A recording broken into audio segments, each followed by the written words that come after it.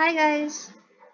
അപ്പോൾ നമ്മൾ ഇന്നിപ്പോൾ object oriented programming using Java ഈ കോഴ്സിലത്തെ ഫസ്റ്റ് മോഡ്യൂളാണ് ഡിസ്കസ് ചെയ്യാൻ പോകുന്നത്. ഇതൊരു ഇൻട്രൊഡക്ടറി മോഡ്യൂളാണ്. കുറേ പ്രോഗ്രാമിംഗ് തീരില്ല ചെയ്യാൻ. നമുക്ക് കുറേ കോൺസെപ്റ്റ്സ് മനസ്സിലാക്കാനുണ്ട്, കുറേ തിയറി ഉണ്ട്. ഓഫ് കോഴ്സ് തിയറി എന്ന് പറഞ്ഞാൽ കുറേയൊക്കെ നമുക്ക് വായിച്ചിട്ട് തന്നെ മനസ്സിലാവും. ഓക്കെ, അപ്പോൾ എങ്ങനെ ഇപ്പോൾ ഇത് ഡിസ്കസ് ചെയ്യാൻ ഉദ്ദേശിച്ചതെന്ന് വെച്ചാൽ കോൺസെപ്റ്റ്സ് ഉള്ളതൊക്കെ എക്സ്പ്ലെയിൻ ചെയ്യാം മര്യാദയ്ക്ക്. പിന്നെ നമുക്ക് വായിച്ചാൽ മനസ്സിലാവണ കുറേ ഇങ്ങനെ വായിച്ചു പോവേണ്ട കുറേ സാധനങ്ങളുണ്ട്. അത് ഞാൻ വെറുതെ തൊട്ട് പോവാം. ടോപ്പിക്സ് എന്തൊക്കെയാന്ന് പറഞ്ഞുതരാം, അതിൻ്റെ കോർ കോൺസെപ്റ്റ് പറഞ്ഞുതരാം. പക്ഷെ ബാക്കിയുള്ള അത് കുറേ വരയ്ക്കാനും പിടിക്കാനും ഒക്കെ, ഓരോ ലൈൻ എവിടെ ഇടണം, ബോക്സ് എവിടെ ഇടണം, അങ്ങനെയൊക്കെയാണ്. അതിപ്പോൾ ഞാൻ പറഞ്ഞു തന്നപ്പോൾ വീഡിയോ വലുതാവുകയും ചെയ്യും, നിങ്ങൾക്ക് ബോറടിക്കുകയും ചെയ്യും. എല്ലാതും കൂടി ഒരുമിച്ച് പറഞ്ഞാൽ കൺഫ്യൂഷൻ ആവുന്നത് വേറെ. അതൊക്കെ അപ്പോൾ വായിച്ച് മനസ്സിലാക്കിയാൽ മതി. അത് ഞാൻ പറഞ്ഞുതരാം. ഓരോരോ ടോപ്പിക്സ് വരുമ്പോൾ അതിനെ എങ്ങനെ അപ്രോച്ച് ചെയ്യണമെന്ന് ഞാൻ പറഞ്ഞുതരാം. എനിക്ക് പറ്റണ പോലെ ഞാൻ പറഞ്ഞുതരാം. Of course yes. അപ്പോൾ നമുക്ക് സ്റ്റാർട്ട് ചെയ്യാം. ഓക്കെ, ഈ മോഡ്യൂളിൽ 3 ബേസിക് ടോപ്പിക്സ് ഉള്ളത്. അത് ഇതാ പേജിൽ സ്ലൈഡിലുണ്ട്. അപ്രോച്ചസ് ടു സോഫ്റ്റ്വെയർ ഡിസൈൻ ആണ് ഫസ്റ്റ് പാർട്ട്. പിന്നെ സെക്കൻഡ് പാർട്ടാണ് ഞാൻ പറഞ്ഞ കുറേ വരയ്ക്കലും പിടിക്കലും അല്ല, ഡയഗ്രാംസ്, ബേസിക്കലി മോഡലിംഗ്, ഓരോ ഫ്ലോ ചാർട്ട്സ്, അങ്ങനത്തെ കുറേ സംഭവങ്ങൾ, അതിൻ്റെ കുറേ ടൈപ്സ്. അപ്പോൾ അതിലത്തെ ഓരോ ഇൻഡിവിജ്വൽ ടോപ്പിക്സ് ജസ്റ്റ് എന്താണെന്ന് ഞാൻ പറഞ്ഞു പോവാം. ബാക്കിയുള്ളത് നിങ്ങൾക്ക് വായിച്ചാൽ തന്നെ മനസ്സിലാവും. പിന്നെ ഉള്ളത് നമ്മുടെ third part, introduction to Java. നമ്മളിപ്പോൾ ഈ കോഴ്സ് ത്രൂ ഔട്ട് ജാവയിലാണ് പഠിക്കേണ്ടത്. പറഞ്ഞാൽ ജാവ വെച്ചിട്ടാണ് ജാവ എന്നുള്ളൊരു ലാംഗ്വേജ് വെച്ചിട്ടാണ് നമ്മൾ പ്രോഗ്രാമിംഗ് ചെയ്യുക. അപ്പോൾ അതെന്താണ്, ജാവ എങ്ങനെയാണ് വർക്ക് ചെയ്യണം, എങ്ങനത്തെ എൻവയൺമെൻറ്റ്സിലാണ് വർക്ക് ചെയ്യണം, അതൊക്കെയാണ് ആ തേർഡ് പാർട്ടിലുള്ളത്. ഓക്കെ, അതോടെ മോഡ്യൂൾ തീർന്നു. ഫസ്റ്റ് മോഡ്യൂൾ അത്രേ ഉള്ളൂ. അപ്പോൾ സ്റ്റാർട്ട് ചെയ്യാം. നമുക്ക് ഫസ്റ്റ് ടോപ്പിക് തന്നെ സ്റ്റാർട്ട് ചെയ്യാം. Approaches to software design. Okay, so approaches to software design. അതിൽ നമുക്ക് പഠിക്കാനുള്ള 2 മെയിൻ ടോപ്പിക്സ് ആണ്, ഫങ്ഷണൽ ഓറിയന്റഡ് ഡിസൈനും ഒബ്ജക്റ്റ് ഓറിയന്റഡ് ഡിസൈൻ. ഓക്കെ, ഇനി ഇത് രണ്ടിൻ്റെയും ഡിഫറൻസ് മനസ്സിലാക്കി തരാനുള്ളതാണ് ആ കേസ് സ്റ്റഡി നിങ്ങൾ കാണുന്നത്. Case study of automated fire alarm system. ഈ രണ്ടും തമ്മിലുള്ള 2 സെനാരിയോസ് വെച്ചിട്ട് നമുക്ക് രണ്ടും തമ്മിൽ ഡിഫറൻഷിയേറ്റ് ചെയ്യാം. ഈ 2 ഡിസൈൻ പാരഡൈംസ്, അതായത് ഫങ്ഷൻ ഓറിയന്റഡും ഒബ്ജക്റ്റ് ഓറിയന്റഡും തമ്മിൽ. ഓക്കെ, സോ ഈ സോഫ്റ്റ്വെയർ എന്ന് പറഞ്ഞാൽ എന്താ? നമ്മുടെ കമ്പ്യൂട്ടറിൽ കുറേ കാര്യങ്ങൾ ചെയ്യണ്ടല്ലോ.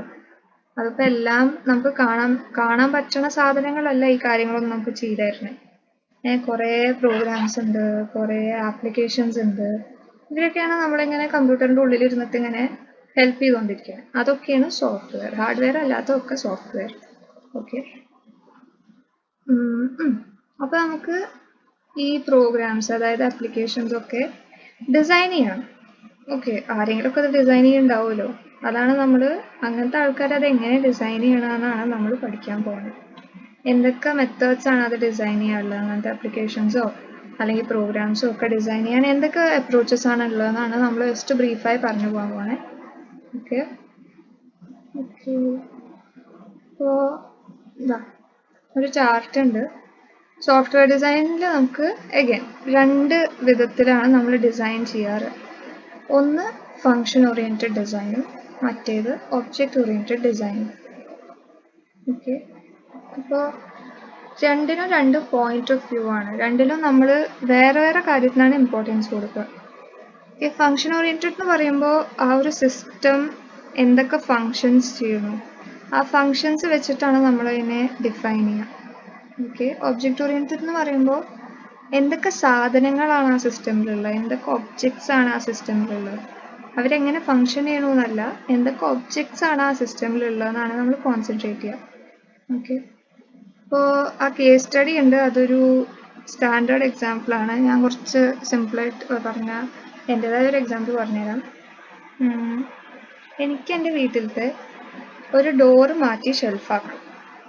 ഓക്കെ, ഫസ്റ്റ് കേസാട്ടോ, ഡോറ് മാറ്റി ഷെൽഫാക്കണം. എനിക്ക് അത്രയേ ഉള്ളൂ. എൻ്റെ ഒരു ഡോർ അവിടെ ഉണ്ട്, അത് മാറ്റിയിട്ട് എനിക്കൊരു ഷെൽഫ് ഉണ്ടാവണം.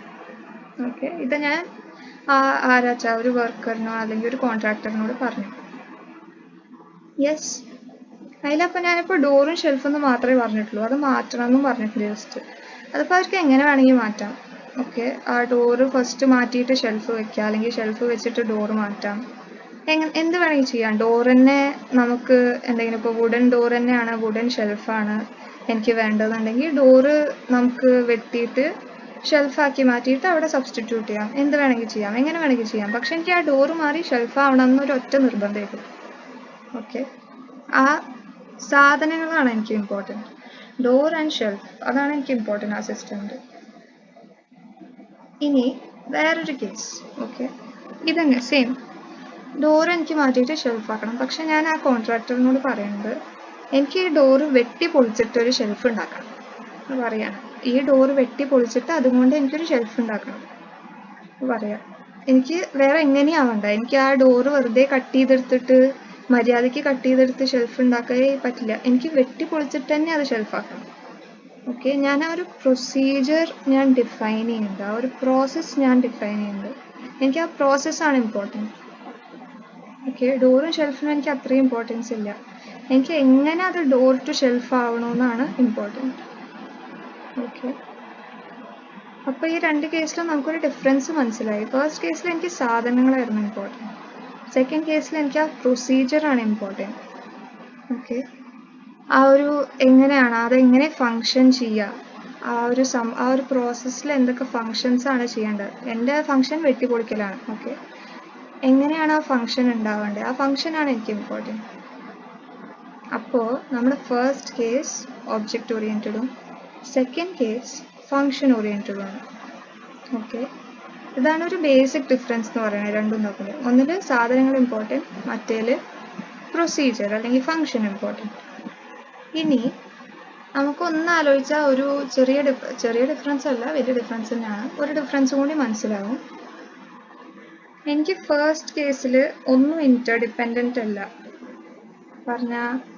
ഞാൻ ആദ്യം പറഞ്ഞ പോലെ എനിക്കിപ്പോൾ എങ്ങനെയായാലും കുഴപ്പമില്ല, എൻ്റെ ഷെൽഫിൻ്റെ ആ ഒരു പ്രൊഡക്ഷൻ അല്ലെങ്കിൽ ഷെൽഫ് ഫിക്സ് ചെയ്യണ ആ ഒരു പ്രോസസ്സ് വേറെ ഒന്നിനോടും ഡിപ്പെൻഡൻ്റ് അല്ല. ആ ഡോർ ഉണ്ടെങ്കിലും ഇല്ലെങ്കിലും എനിക്ക് ഷെൽഫ് ഫിക്സ് ചെയ്യാം.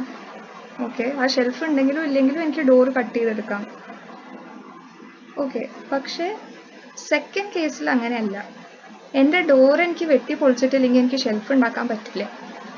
ഓക്കെ, എൻ്റെ ആ ഒരു സിസ്റ്റമിൻ്റെ പ്രൈമറി റിസോഴ്സ് എന്ന് പറയുന്നത് ആ ഡോറിലത്തെ വുഡാണ്. Just imagine it's a wooden door. Okay, and I need a wooden shelf. So എൻ്റെ പ്രൈമറി റിസോഴ്സ് ആ സിസ്റ്റമിലത്തെ ആ ഒരു വുഡാണ്, ഡോറാണ്. അതായത് എനിക്ക് ആ ഒരു സിസ്റ്റമിലൊരു സെൻറ്റർ ഉണ്ട്, ആ സെൻറ്റർ ഫങ്ഷൻ ചെയ്തില്ലെങ്കിൽ ഒന്നും ഫങ്ഷൻ ചെയ്യില്ല.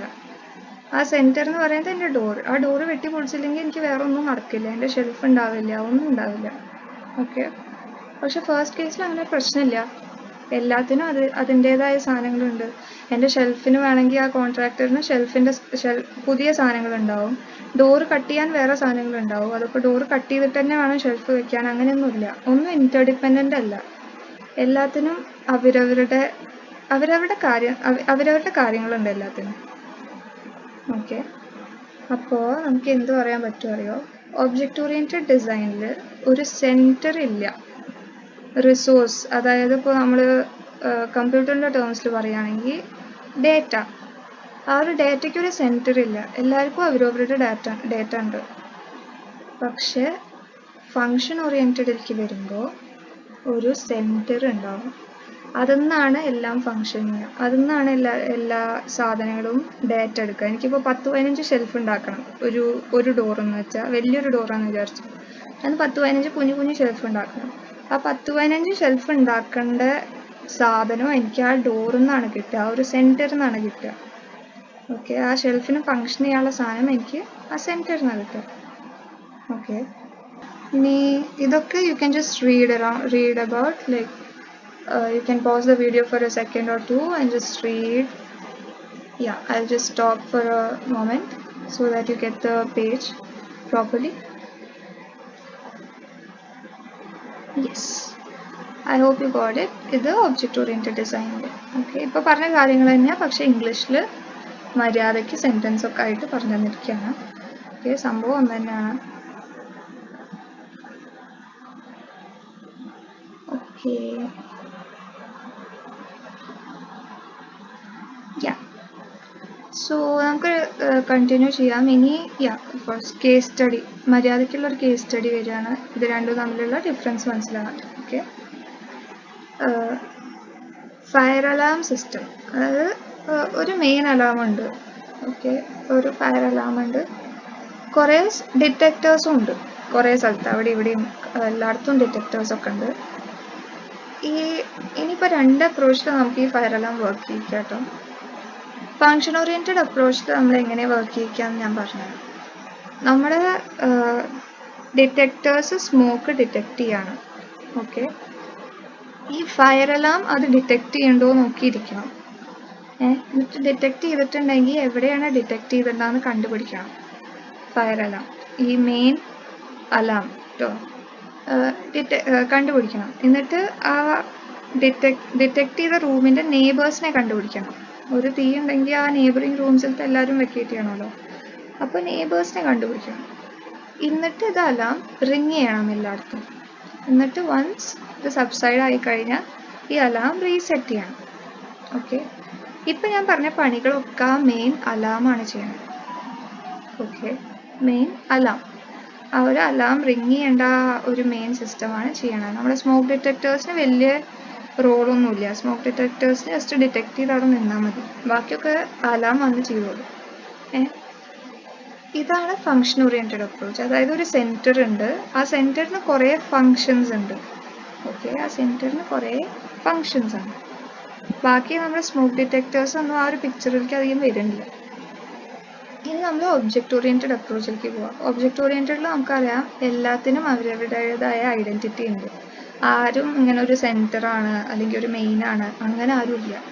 എല്ലാവരും ഈക്വലി ഇമ്പോർട്ടൻ്റ് ആണ്. എല്ലാവർക്കും അവരവരുടെ ഡേറ്റ ഉണ്ടാവും, അവരവരുടെ ഫങ്ഷൻസ് അവർക്കും ഉണ്ടാവും. അവർക്ക് ചെയ്യേണ്ട അവർക്ക് ഉണ്ടാവും. പറഞ്ഞാൽ നമ്മുടെ പോയിന്റ് ഓഫ് വ്യൂ ആ ഡിഫറെൻറ്റ്. ഇപ്പോൾ എനിക്ക് നിങ്ങളുടെ അടുത്തുനിന്ന് സാധനം മേടിക്കണം, അതെനിക്ക് രണ്ട് വിധത്തിൽ ചെയ്യാം. എനിക്ക് വേണമെങ്കിൽ നിങ്ങളുടെ അതുവരെ വന്നിട്ട് നിങ്ങളുടെ അടുത്തുനിന്ന് മേടിക്കണം, അപ്പോഴും സാധനം എൻ്റെ കയ്യിൽ കിട്ടും. അല്ല, നിങ്ങൾ ഇങ്ങോട്ട് വന്നിട്ട് എനിക്ക് തരുകയും ചെയ്യാം, അപ്പോഴും എനിക്ക് സാധനം കയ്യിൽ കിട്ടും, ഇല്ലേ? അപ്പോൾ ഫസ്റ്റ് വണ്ണിൽ ഞാൻ തന്നെ തന്നു, ഞാൻ തന്നെ തിരിച്ചു വന്ന് മേടിച്ചു, അതിൽ എനിക്ക് മാത്രമേ റോളുള്ളൂ. അത് ആർക്കാ കൊടുത്തതെന്നുള്ളതിന് അധികം റോളില്ല. പക്ഷെ സെക്കൻഡ് കേസിൽ ഞാൻ നിങ്ങൾക്ക് തന്നു, നിങ്ങൾ ഇങ്ങോട്ട് വന്ന് എനിക്കത് തിരിച്ചു തന്നു, നമുക്ക് രണ്ടാൾക്കും അതിൽ റോളുണ്ട്. ഓക്കെ, അങ്ങനെ എല്ലാവർക്കും ഒരു റോളുള്ളതാണ് ഒബ്ജക്റ്റ് ഓറിയൻറ്റഡ് അപ്രോച്ച്. ഓക്കെ, എല്ലാവർക്കും അവരവരുടെ ഫങ്ഷൻസ് ഉണ്ട്. എനിക്ക് നിങ്ങൾക്ക് തരിക എന്നുള്ള ഫങ്ഷൻ, നിങ്ങൾക്ക് എനിക്ക് തിരിച്ചു തരിക എന്നുള്ളൊരു ഫങ്ഷൻ. ഓക്കെ, അപ്പോൾ ഇതിൽ നമ്മുടെ ഡിറ്റക്ടറിന് കുറച്ച് സ്റ്റേറ്റസ് ഉണ്ടാവും, ലൊക്കേഷൻ എവിടെ, നെയ്ബേഴ്സ് ആരൊക്കെയെന്ന് അറിഞ്ഞു വയ്ക്കാം, അങ്ങനത്തെ കുറേ കാര്യങ്ങളൊക്കെ ഉണ്ട്. ഇതിൽ ഡിറ്റക്ടേഴ്സാണ് അതൊക്കെ ചെയ്യണേ. പറഞ്ഞാൽ നെയ്ബേഴ്സ് ആരൊക്കെയെന്ന് കണ്ടുപിടിക്കുക, ഇങ്ങനെ സ്മോക്ക് ഉണ്ടെന്ന് ഡിറ്റക്ട് ചെയ്യുക, എന്നിട്ട് ഫയർ അലാം എന്ന് പറഞ്ഞു കൊടുക്കുക. അത് അവിടെ എവിടെയൊക്കെ ഉണ്ട് പ്രശ്നം, ഇവിടെയൊക്കെ അലാം അടിച്ചോളൂ പറഞ്ഞിട്ട് പറഞ്ഞു കൊടുക്കുക. നമ്മൾ അലാമിൻ്റെ ഡ്യൂട്ടി അപ്പോൾ എന്താവും, റിങ് ചെയ്യാനാവും. ഇങ്ങനത്തെ സ്ഥലത്തൊക്കെ റിങ് ചെയ്യുക. And once issue subsides it has to reset itself. Okay, so അവിടെ രണ്ടാൾക്കും റോളുണ്ട്. യെസ്, അപ്പോൾ okay, you can just read along. If you want, I'll just stop at every slide for a moment. You can just pause first like before and read.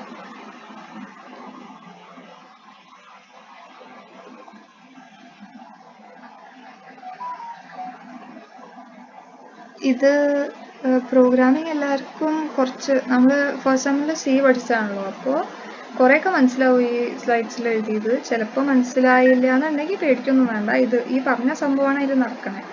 അതൊരു കോഡിൻ്റെ ഒരു രീതിയിൽ പറഞ്ഞു തന്നു തന്നെ ഉള്ളൂ. ഓക്കെ,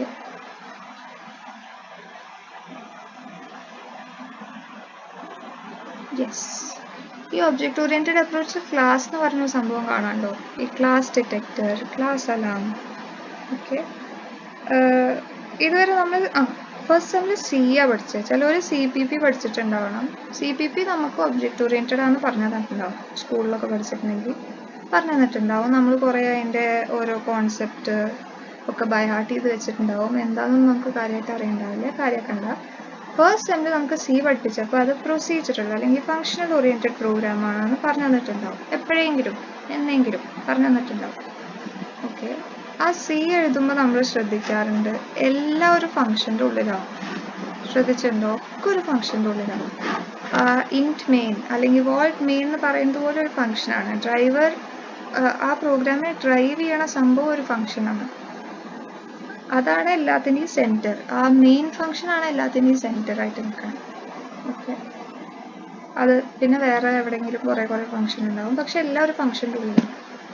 അതേപോലെ ഒബ്ജക്റ്റ് ഓറിയൻറ്റഡ് അപ്രോച്ചിൽ അതായത് ഒബ്ജക്റ്റ് ക്ലാസ്സും ഒബ്ജക്റ്റും ഇന്റർചേഞ്ചബിൾ അല്ല. But for now let's understand ക്ലാസ്സും ഒബ്ജക്റ്റും ഇന്റർചേഞ്ചബിൾ ആണ് ഓൾമോസ്റ്റ്. പക്ഷെ അങ്ങനെ പഠിച്ചു വെക്കല്ലേ, അതങ്ങനെയല്ല. അത് ഞാൻ വേറൊരു ടോപ്പിക് വരുമ്പോൾ എക്സ്പ്ലെയിൻ ചെയ്ത് തരാം നേരെ. ഈ ഒബ്ജക്റ്റിനെ നമ്മൾ റെപ്രസെൻറ്റ് ചെയ്യാൻ യൂസ് ചെയ്യുന്നതാണ് ക്ലാസ്.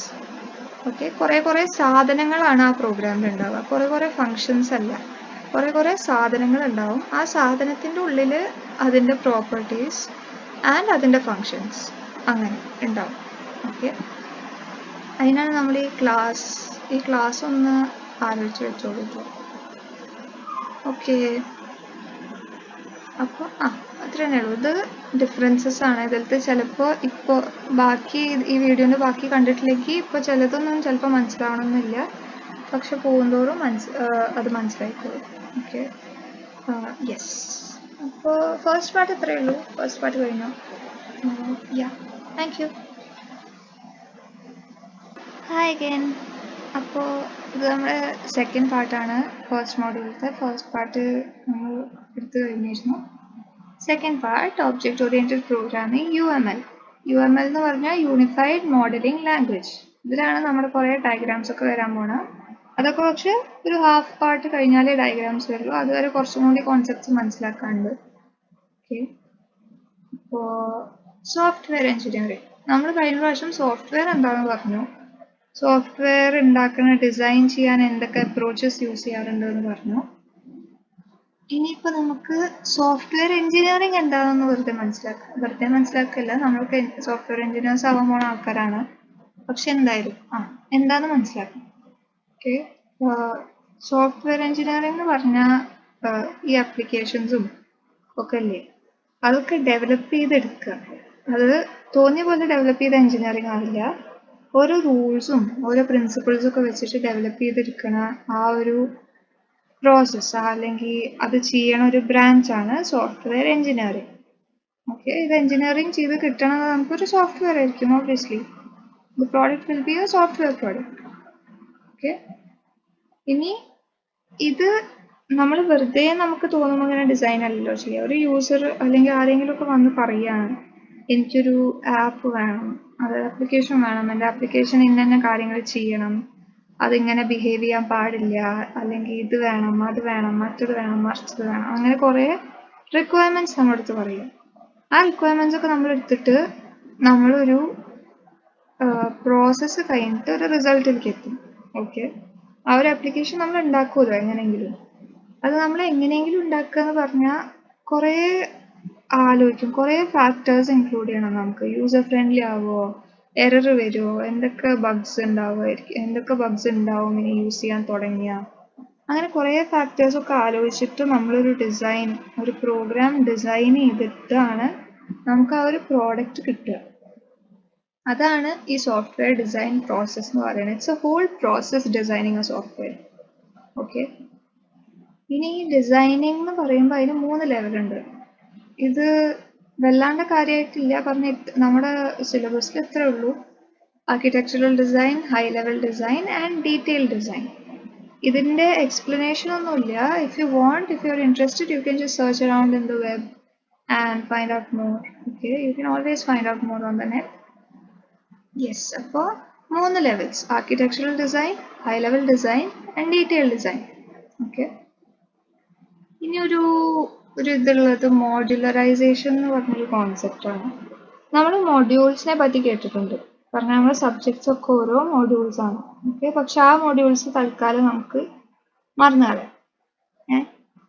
ഇതൊരു ഓൾമോസ്റ്റ് സെയിം കൈൻഡ്, പക്ഷെ കുറച്ച് ഡിഫറൻസസ് ഉണ്ട് ആ ഒരു മോഡ്യൂളിന്റെ ഡെഫിനേഷനിൽ. ഇൻഡിപെൻഡന്റ് പാർട്സ് എന്ന് പറയും നമ്മൾ സിമ്പിളായി പറഞ്ഞാൽ. കുറച്ച് ഡെക്കറേഷൻ ഇട്ടാൽ അത് മോഡ്യൂളിനാവും. ഓക്കെ, അതായത് എല്ലാവർക്കും അവരവരുടെ കാര്യം. ഒരു സിസ്റ്റമിനെ നമുക്ക് ഇൻഡിപെൻഡന്റ് ആക്കി കുറേ പാർട്സ് ആക്കി വെക്കുന്ന ഒരു പ്രോസസ്സിനാണ് നമ്മൾ മോഡുലറൈസേഷൻ എന്ന് പറയുക. അതായത് കുറേ മോഡ്യൂൾസ് ആക്കുന്ന പ്രോസസ്സിനെ നമ്മൾ മോഡുലറൈസേഷൻ എന്ന് പറയും. ഈ മോഡ്യൂൾസ് ഒന്നും തമ്മിൽ ഇന്റർഡിപെൻഡന്റ് ആവില്ല. പക്ഷെ ആ സിസ്റ്റം ഇതിലത്തെ ഏതെങ്കിലും ഒരു മോഡ്യൂൾ ഇല്ലാണ്ട് വർക്ക് ചെയ്യൂല. അങ്ങനെ.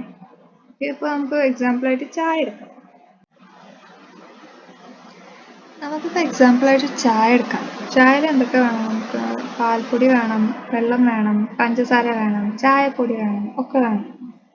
പക്ഷേ ഇതൊക്കെയാണ് നമ്മുടെ മോഡ്യൂൾസ്. ഓക്കെ, ചായ, ഈ പാൽപ്പൊടി, ചായപ്പൊടി, വെള്ളം, ഇതൊക്കെയാണ് നമ്മുടെ മോഡ്യൂൾസ്. പാൽപ്പൊടി ഇല്ലെങ്കിൽ ചായപ്പൊടി ഉണ്ടാവില്ല, അല്ലെങ്കിൽ വെള്ളം ഇല്ലെങ്കിൽ പാൽപ്പൊടി ഉണ്ടാവില്ല, പഞ്ചസാര ഇല്ലെങ്കിൽ പാലുണ്ടാവില്ല. അങ്ങനെയൊന്നുമില്ലല്ലോ. തമ്മിലൊരു ബന്ധവുമില്ല, അവര് തമ്മിൽ യാതൊരു ബന്ധവുമില്ല. പക്ഷെ ഇതിലത്തെ ഏതെങ്കിലും ഒന്നില്ലെങ്കിൽ നമുക്ക് മര്യാദയ്ക്ക് ഒരു ചായ ഉണ്ടാക്കാനും പറ്റില്ല. ഓക്കെ, മര്യാദയ്ക്ക് ഒരു പെർഫെക്റ്റ് ചായ വേണമെങ്കിൽ നമുക്ക് ഇതിലത്തെ ഒന്നും ഇല്ലാണ്ട് പറ്റില്ല.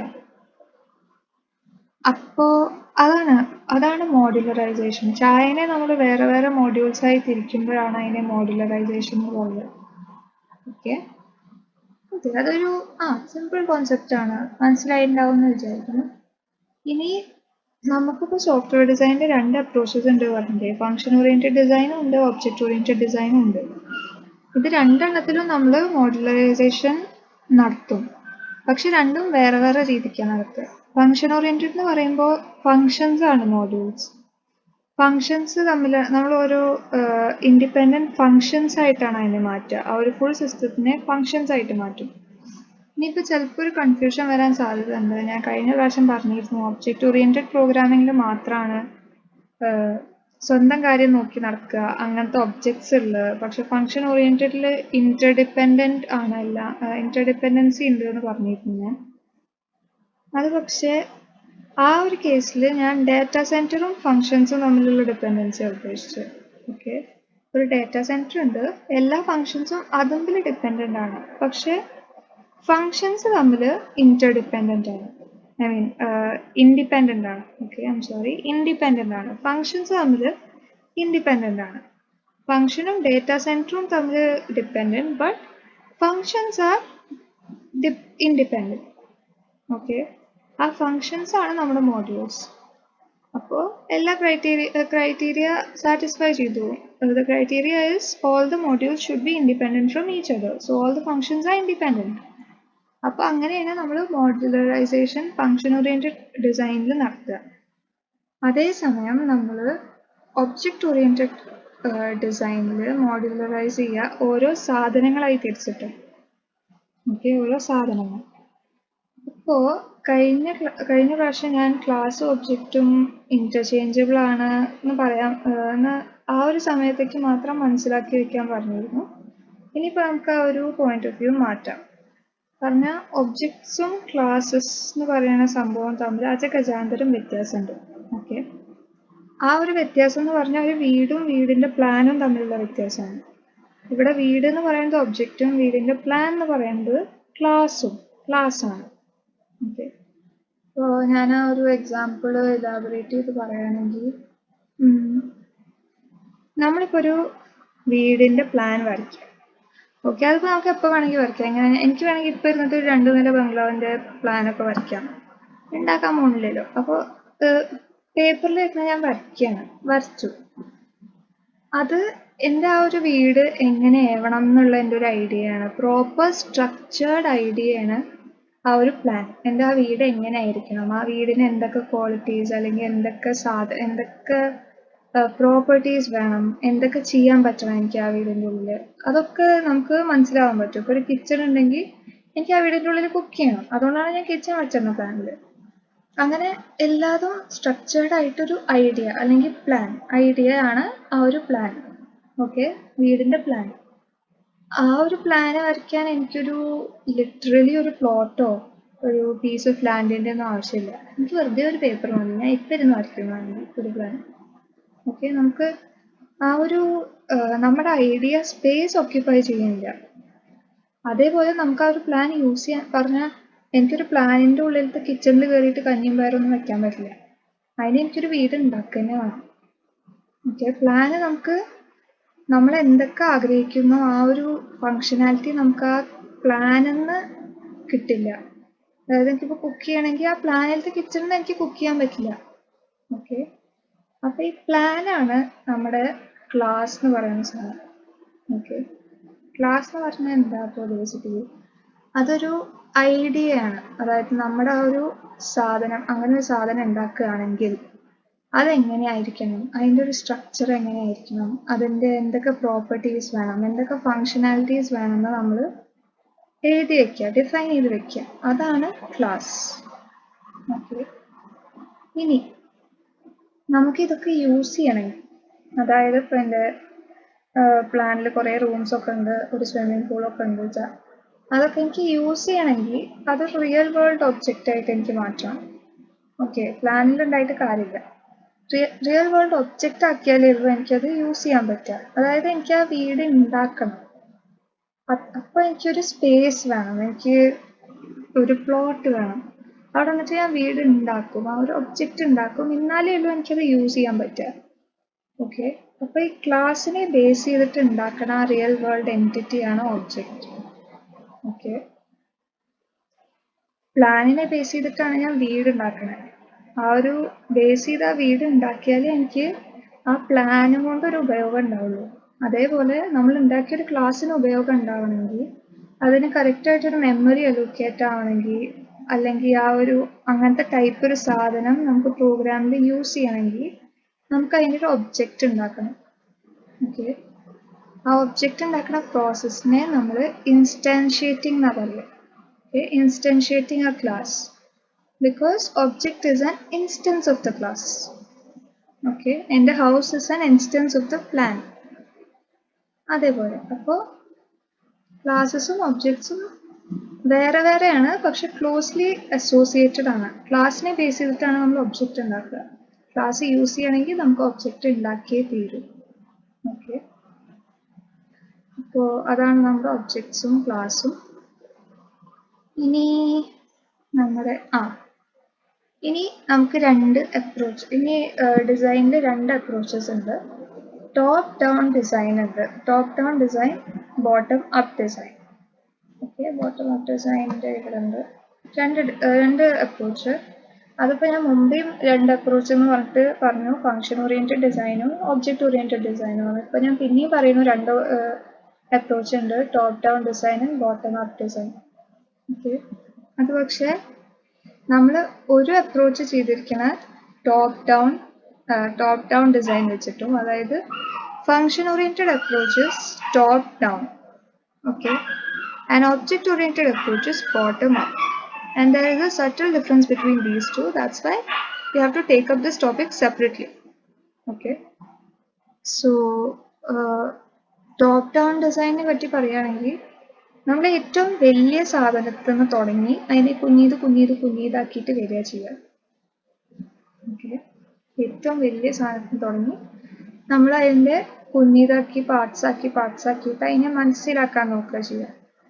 ഓക്കെ, എന്നിട്ട് അത് പിന്നെയും കുഞ്ഞീതാക്കിയാൽ അതിനെ പിന്നെയും സബ് ഡിവൈഡ് ചെയ്യുക, എന്നിട്ട് അതിനങ്ങനെ മനസ്സിലാക്കുക, അതിൻ്റെ ഏറ്റവും ചെറിയ പാർട്ട് എത്തണമെങ്കിൽ.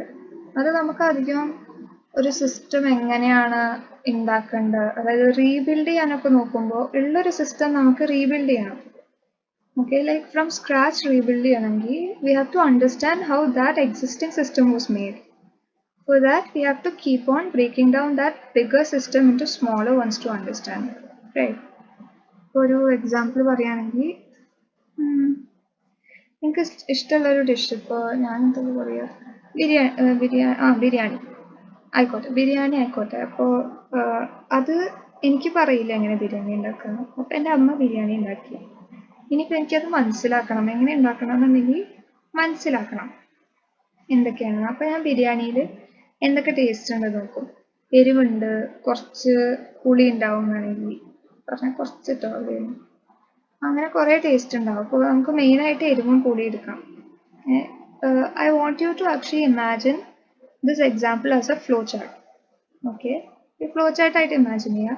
ഏറ്റവും മുകളിൽ ബിരിയാണി, അതിൻ്റെ 2 ബ്രാഞ്ചസ് ആണ് എരിവ്, പുളി. ഓക്കെ, ഇനി നമുക്ക് ഫസ്റ്റ് എരിവിനെ ഡീകമ്പോസ് ചെയ്യാൻ നോക്കാം. എരിവ് എന്തും കൊണ്ടൊക്കെ വരാം. എരിവ് മുളകും കൊണ്ട് വരാം, കുരുമുളകും കൊണ്ട് വരാം, റൈറ്റ്, മുളക് പൊടിയും കൊണ്ട് വരാം. ഓക്കെ, അപ്പോൾ 3 സബ് ബ്രാഞ്ചായി: മുളക്, കുരുമുളക്, മുളക് പൊടി. ഓക്കെ, ഇനി നമുക്ക് പുളിയിലേക്ക് വരാം. പുളി ആണെങ്കിൽ നമ്മൾ പുളിങ്ങ യൂസ് ചെയ്തിട്ടുണ്ടാവും കുറച്ചെങ്ങാനും, അല്ലെങ്കിൽ പിന്നെ ചിലപ്പോൾ ലെമൺ ജ്യൂസ് ആയിരിക്കും യൂസ് ചെയ്തിട്ടുണ്ടാവുക, ആ ഒരു ടേസ്റ്റിന് മാത്രം, കുഞ്ഞൊരു ടേസ്റ്റിന്. അപ്പോൾ അതിന് 2 സബ് പാർട്സ് ആയി. ഇങ്ങനെ ഞാൻ സപ്പാർട്ട് ചെയ്ത് കൊടുത്തിട്ടാണ് നമുക്ക് എങ്ങനെയൊക്കെ ഇത് ഉണ്ടാക്കാൻ പറ്റുന്ന ഒരു ഐഡിയ വരിക. എങ്ങനെയാണ് ഈ ബിരിയാണി ഉണ്ടാക്കിയെന്ന ഒരു ഐഡിയ കിട്ടുക. അതാണ് ടോപ്പ് ഡൗൺ ഡിസൈൻ. ആദ്യം ഏറ്റവും മുകളിലത്തെ സാധനം നോക്കുക, എന്നിട്ട് കുഞ്ഞിതാക്കി കൊണ്ടുവരിക. ഓക്കെ, ബോട്ടം അപ്പ് ഡിസൈൻ ഉണ്ട്. ഓക്കെ, ടോപ്പ് ഡൗൺ ഡിസൈൻ കഴിഞ്ഞിട്ട് ബോട്ടം അപ്പ് ഡിസൈൻ എന്ന് പറഞ്ഞ സാധനം ഉണ്ട്. അത് നമുക്ക് പിന്നെ ഫുഡിലേക്ക് തിരിച്ചു തരാം. പായസം നമുക്ക് എല്ലാവർക്കും അറിയാം, ഒരു സ്വീറ്റ് ഡിഷാണ്. It's A sweet dish. So ഞാൻ പെട്ടെന്ന് ഒരു ദിവസം നീട്ടിട്ട് ഞാൻ പറയാണ്, എനിക്ക് പായസം, ഒരു എരിവുള്ള പായസം ഉണ്ടാക്കണം എന്ന് പറയാണ്. ഓക്കെ, അതായത് എനിക്ക് എക്സിസ്റ്റിംഗ് സാധനത്തിനെ മോഡിഫൈ ചെയ്ത് വേറൊരു സാധനം ഉണ്ടാക്കണം. അപ്പോൾ ഞാൻ ആദ്യം പായസത്തിനെ നോക്കി അതിനെ കുഞ്ഞിതാക്കി, പായസത്തിനെ നോക്കി അതിനെ കുഞ്ഞിതാക്കി വന്നിട്ട് എനിക്ക് കാര്യമില്ല. കാരണം മൊത്തം സാധനം എനിക്ക് ഉണ്ടാക്കണ്ട, മോഡിഫൈ ചെയ്താൽ മതി. അപ്പോൾ ഞാൻ ആദ്യം ഇൻഗ്രീഡിയൻസ് നോക്കും. ഓക്കെ, ഇൻഗ്രീഡിയൻസിന് ഇപ്പോൾ അരിപ്പായസം എന്ന് വിചാരിച്ചിട്ടുണ്ടെങ്കിൽ അരി വേണം, പാല് വേണം, പഞ്ചസാര വേണം. ഓക്കെ, വേണമെങ്കിൽ നെയ്യ് കിട്ടും. ഇനി എനിക്ക് എരിവാണ് വേണ്ടത്. അതായത് ഇപ്പോൾ ഉള്ള ആ ഡോമിനൻറ്റ് സ്വീറ്റ്നെസ് മാറിയിട്ട് എനിക്ക് എരിവ് വരണം, സ്പൈസ് വരണം. അപ്പോൾ ഞാൻ നോക്കുക ഏതൊരു ഇൻഗ്രീഡിയൻ്റ് ആണ് ആ ഒരു മധുരം കൊടുക്കുന്നതെന്നാണ്. അത് ഷുഗറാണ് കൊടുക്കുക. ഈ പറഞ്ഞ 4 ഇൻഗ്രീഡിയൻസിന് മധുരം കൊടുക്കേണ്ടത് പഞ്ചസാരയാണ്. അപ്പോൾ അതെനിക്ക് അത് മാറ്റിയിട്ട് എനിക്ക് വേണ്ട സ്പൈസ് ഇട്ടാൽ മതി. Right, it's weird, but just let's forget about the weirdness and concentrate on the concept. Okay, അപ്പോൾ എനിക്ക് ഇത് ഷുഗർ മാറ്റിയിട്ട് ആ സ്പൈസ് ഇട്ടാൽ മതി. അതായത് ഞാൻ ഏറ്റവും ലോവസ്റ്റ് കോമ്പണന്റ് തുടങ്ങിയിട്ട് അങ്ങോട്ട് മുകളിലേക്ക് പോവുക. ഈ ഷുഗർ മാറ്റി സ്പൈസ് ഇട്ടാൽ എനിക്ക് എരിവ് കിട്ടും. എരിവിട്ടാൽ ബാക്കിയുള്ളതും കൂടി ഇട്ടാൽ എനിക്ക് എരിവുള്ള പായസം കിട്ടും. അങ്ങനെ ഞാൻ താഴത്തുനിന്ന് മുകളിലേക്കാണ് പോയത്. മുമ്പ് ഞാൻ മുകളിൽ നിന്ന് താഴത്തേക്കാണ് വന്നത്, എന്താ സംഭവം എന്ന് മനസ്സിലാക്കാൻ. പക്ഷെ ഇവിടെ ഞാൻ മോഡിഫൈ ചെയ്യാനാണ് നോക്കിയത്. അപ്പം ഞാൻ താഴത്തുനിന്ന് മുകളിലേക്കാണ് പോയത്. ഇതിപ്പോൾ മോഡിഫൈ ചെയ്യാൻ നോക്കുക എന്ന് പറയുമ്പോൾ അധികവും ഈ ഒരു അപ്രോച്ച്, അതായത് ബോട്ടം അപ്പ് ഡിസൈൻ അപ്രോച്ച് നമ്മൾ അധികവും എക്സിസ്റ്റിംഗ് സിസ്റ്റം ഒരു പുതിയ സിസ്റ്റം ഉണ്ടാക്കാൻ നോക്കുമ്പോഴാണ് നമുക്ക് അത് ആവശ്യം വരിക. ഓക്കെ, യെസ്, ഇനി നമ്മുടെ ഡിഫറൻസസ് വന്നിട്ടുണ്ട്. ഫങ്ഷൻ ഓറിയൻറ്റഡിൽ നമ്മൾ ടോപ്പ് ഡൗൺ അപ്രോച്ചും ഒബ്ജക്റ്റ് ഓറിയൻറ്റഡിൽ നമ്മൾ ബോട്ടം അപ്പ് അപ്രോച്ചുമാണ് യൂസ് ചെയ്യുക. ആൻഡ് യെസ്, അതിന് നമ്മൾ ഒബ്ജക്റ്റ് ഓറിയൻറ്റഡിലത്തെ കുഞ്ഞു സാധനങ്ങൾ പറഞ്ഞ മോഡ്യൂൾസ്, ക്ലാസ്സസ് ആൻഡ് ഒബ്ജക്ട്സ് ആയിരിക്കും. ഓക്കെ, ഒബ്ജക്ട്സ് ആയിരിക്കും ബേസിക്കലി. കാരണം ഒബ്ജക്ട്സ് ഉണ്ടെങ്കിൽ ക്ലാസ് ഉണ്ടാവണം, വീടുണ്ടെങ്കിൽ പ്ലാൻ ഉണ്ടായിട്ടുണ്ടാവണമല്ലോ. So you can just say the smaller they are divided into objects. Same way in function oriented programming they are divided into functions.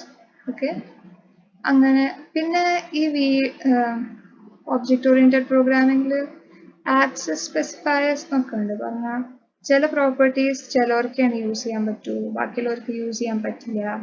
അങ്ങനെ public property, private property, protected property, അതൊക്കെ object oriented പ്രോഗ്രാമിൽ മാത്രം കാണാൻ വരുന്ന കോൺസെപ്റ്റാണ്. Okay, procedure or function oriented പ്രോഗ്രാമിംഗിൽ നമുക്കൊരു ഫംഗ്ഷനെ പ്രൈവറ്റ് ആക്കി വെക്കുക, ഫംഗ്ഷനെ പബ്ലിക് ആക്കി വെക്കുക, അങ്ങനെയൊന്നും പറ്റില്ല. എല്ലാം എല്ലാവർക്കും യൂസ് ചെയ്യാം, അങ്ങനെയാണ്.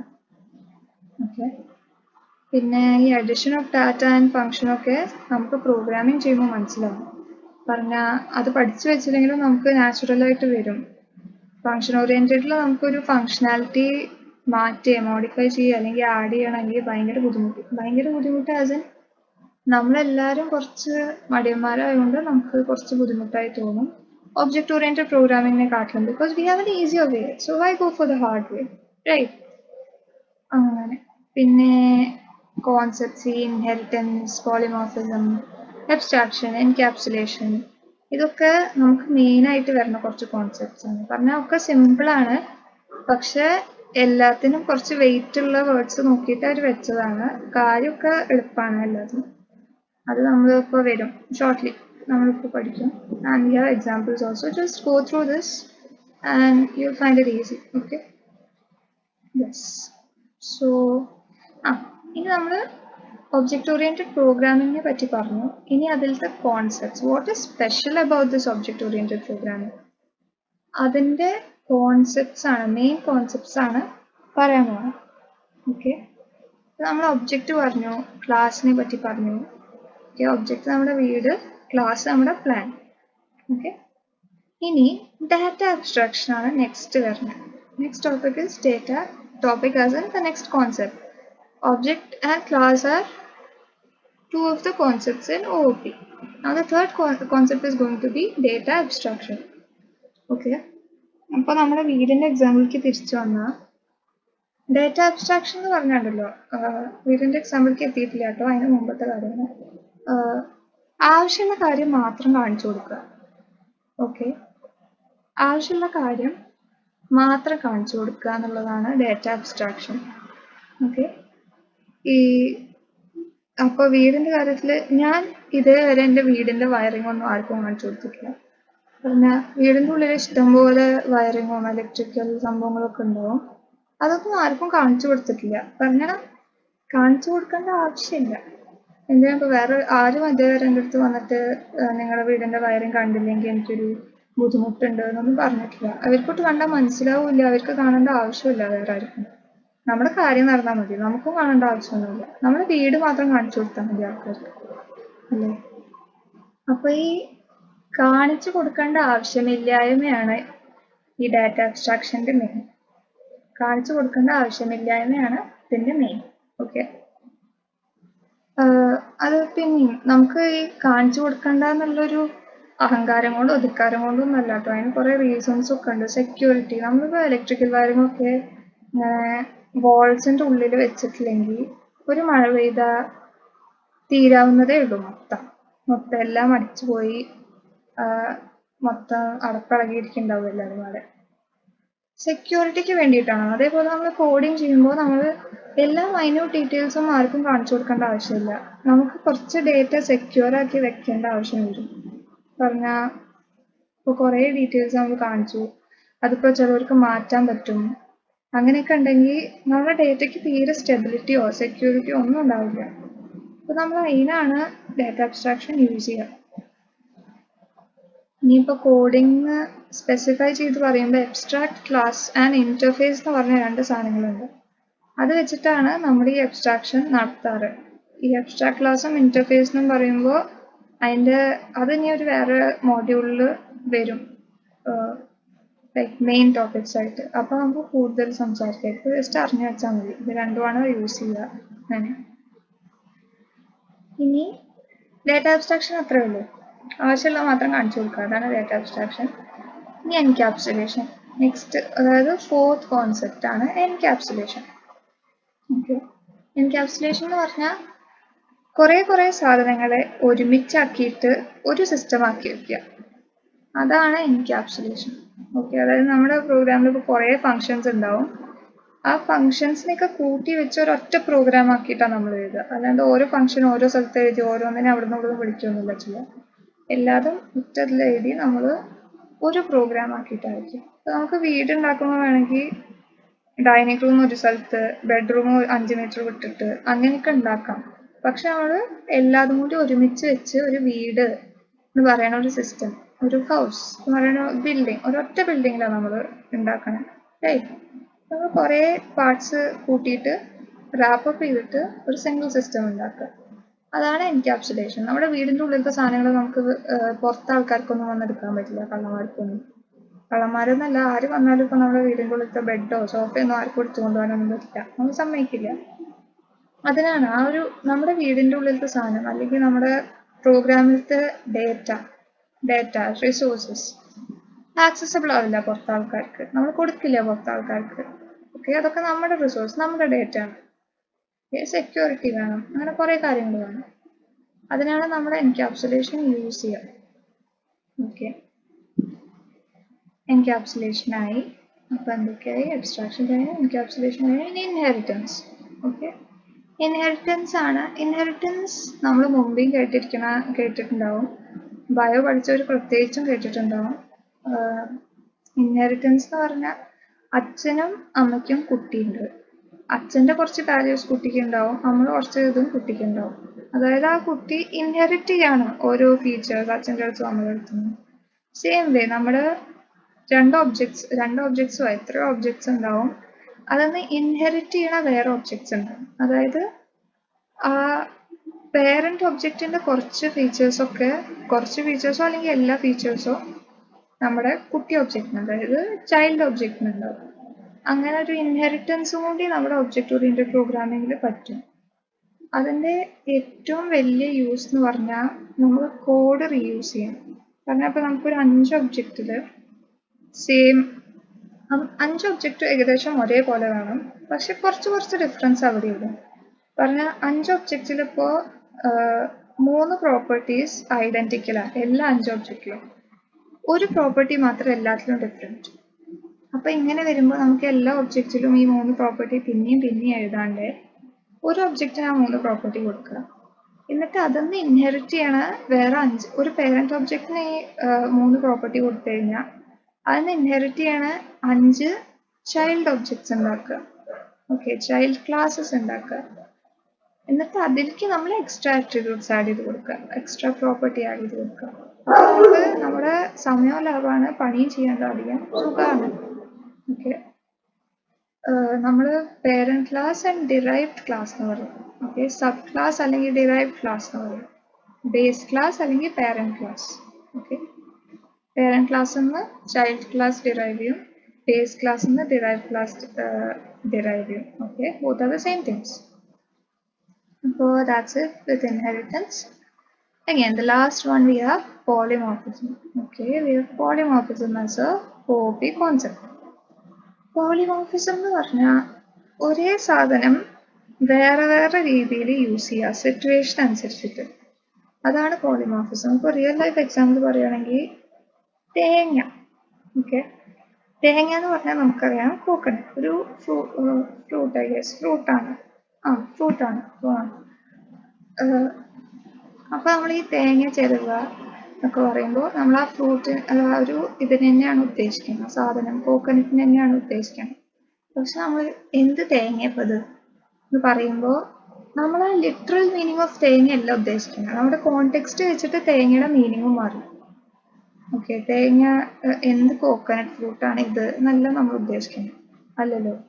നമ്മളിപ്പോൾ എന്ത് തേങ്ങയാണ് ഇതെന്ന് പറയുമ്പോൾ നമ്മുടെ ഒരു ഫ്രസ്ട്രേഷനാണ് ചെയ്യാൻ.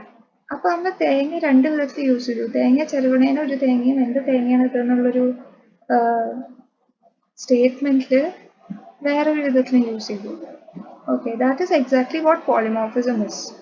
Using the same exact thing for different purposes in different situations according to context. According to context, നമ്മുടെ മീനിങ് മാറാണ്. അതേപോലെ പ്രോഗ്രാമിൽ അക്കോർഡിംഗ് ടു കോണ്ടെക്സ്റ്റ് നമ്മുടെ ഫങ്ഷനാലിറ്റി മാറും ഒരു സാധനത്തിൻ്റെ. അതാണ് പോളിമോർഫിസം, അതാണ് ബേസ് ഓഫ് പോളിമോർഫിസം. ആ പോളിമോർഫിസം ഇംപ്ലിമെന്റ് ചെയ്യാൻ കുറേ മെത്തേഡ് ഉണ്ട്, അതും വരും വേറെ എവിടെയെങ്കിലൊക്കെ. Okay, don't worry for that, for the time being, don't worry. Yes, so അതും വരും. അത്രേ ഉള്ളൂ, OOP കോൺസെപ്റ്റ്സ് അത്രേ ഉള്ളൂ. എത്ര നമ്പർ ഉണ്ടെന്ന് 4-5 കോൺസെപ്റ്റ് ഉണ്ട്. Class, object, encapsulation, inheritance, polymorphism, abstraction, data abstraction. Okay.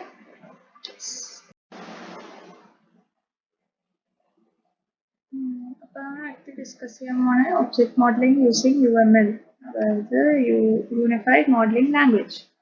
Okay, UML. ഇതിൽ UML നമുക്ക് ആദ്യം ഒരു മോഡലിംഗ് ലാംഗ്വേജ് പഠിക്കുന്നതിന് മുമ്പ് മോഡൽ എന്താണെന്ന് അറിയണമല്ലോ.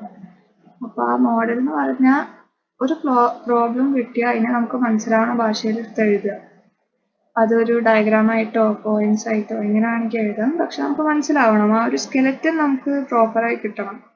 ഭയങ്കര കോംപ്ലക്സിറ്റി ഒന്നും ഇല്ലാണ്ട് സിമ്പിളായിട്ട് ആ ജസ്റ്റ് ഒരു പ്രോബ്ലം നേരെ ഫസ്റ്റ് നോക്കിയാൽ എങ്ങനെയാണ് ആ പ്രോബ്ലം ഉണ്ടാവുക അത് മനസ്സിലാവാനാണ് ഒരു മോഡൽ യൂസ് ചെയ്യുക. അങ്ങനത്തെ മോഡൽസ് ഉണ്ടാക്കാനാണ് നമ്മൾ ഈ യൂണിഫൈഡ് മോഡലിംഗ് ലാംഗ്വേജ് യൂസ് ചെയ്യുക. ഓക്കെ, ഇതിലധികം ഡയഗ്രാംസ് ആണ് ഉണ്ടാവുക. അവിടെ ഇവിടെയൊക്കെ ടെക്സ്റ്റ് ഉണ്ടാവും, പക്ഷെ ഡയഗ്രാംസ് ആണ് മെയിൻ ആയിട്ട് ഉണ്ടാവുക. 9 ടൈപ്സ് ഓഫ് ഡയഗ്രാംസ് നമുക്ക് പഠിക്കണം. ഓക്കെ, അത് തിയറി ആണ് കുറേയൊക്കെ. അത് എന്താണെന്ന് മനസ്സിലായി കഴിഞ്ഞാൽ പിന്നെ അതിൽ മനസ്സിലാക്കാനുള്ളത് അത് എങ്ങനെയാണ് വരയ്ക്കേണ്ടത്. ഓരോന്നിനും ഓരോ സ്റ്റാൻഡേർഡാണ് വരയ്ക്കേണ്ടത്. ചിലത് ഫ്ലോ ചാർട്ട്സ് പോലെ ആയിരിക്കും, ചിലതിന് അവിടെ ഇരിക്കും ലൈൻ, ചിലതിന് ഇവിടെ ലൈൻ, അങ്ങനെയൊക്കെ ആയിരിക്കും. അതൊക്കെ നമുക്ക് വായിച്ചാൽ മനസ്സിലാവുന്നതേ ഉള്ളൂ. പിന്നെ ഈ 9 ഡയഗ്രാംസ് എന്ന് പറയുന്നത് നമ്മൾ 5 പോയിന്റ് ഓഫ് വ്യൂസ് കൺവേ ചെയ്യാനാണ് 9 ഡയഗ്രാംസ് യൂസ് ചെയ്യുക. ഓക്കെ, ആ പോയിന്റ്സ് ഓഫ് വ്യൂ എന്ന് പറയുന്നത് users view, structural view, behavioural view, implementation view and എൻവയൺമെന്റൽ വ്യൂ. ആ വേർഡ്സ് ഒക്കെ സെൽഫ് എക്സ്പ്ലനേഷൻ ആണ്. പറഞ്ഞാൽ നമുക്കിപ്പോൾ യൂസേഴ്സ് വ്യൂ എന്ന് കണ്ടാൽ മനസ്സിലാവും. യൂസറിന്റെ വ്യൂ എന്ന് ആ ഒരു പ്രോബ്ലം എങ്ങനെയാണ് കാണുക, അല്ലെങ്കിൽ ആ ഒരു പ്രോബ്ലം അതിന്റെ സൊല്യൂഷനും ടുഗെദർ ഇന്റഗ്രേറ്റ് ചെയ്ത് കഴിഞ്ഞാൽ നമുക്ക് എങ്ങനെയാണ് കാണാൻ പറ്റുക എന്ന് മനസ്സിലാവുന്ന ടൈപ്പ് ഒരു ഡയഗ്രാം ആണത്. അങ്ങനെ തന്നെയാണ് എല്ലാതും സെൽഫ് എക്സ്പ്ലനേഷൻ തന്നെയാണ്. വായിക്കാനുണ്ട് കുറച്ച്, അതൊക്കെ വായിക്കാവുന്നതാണ്.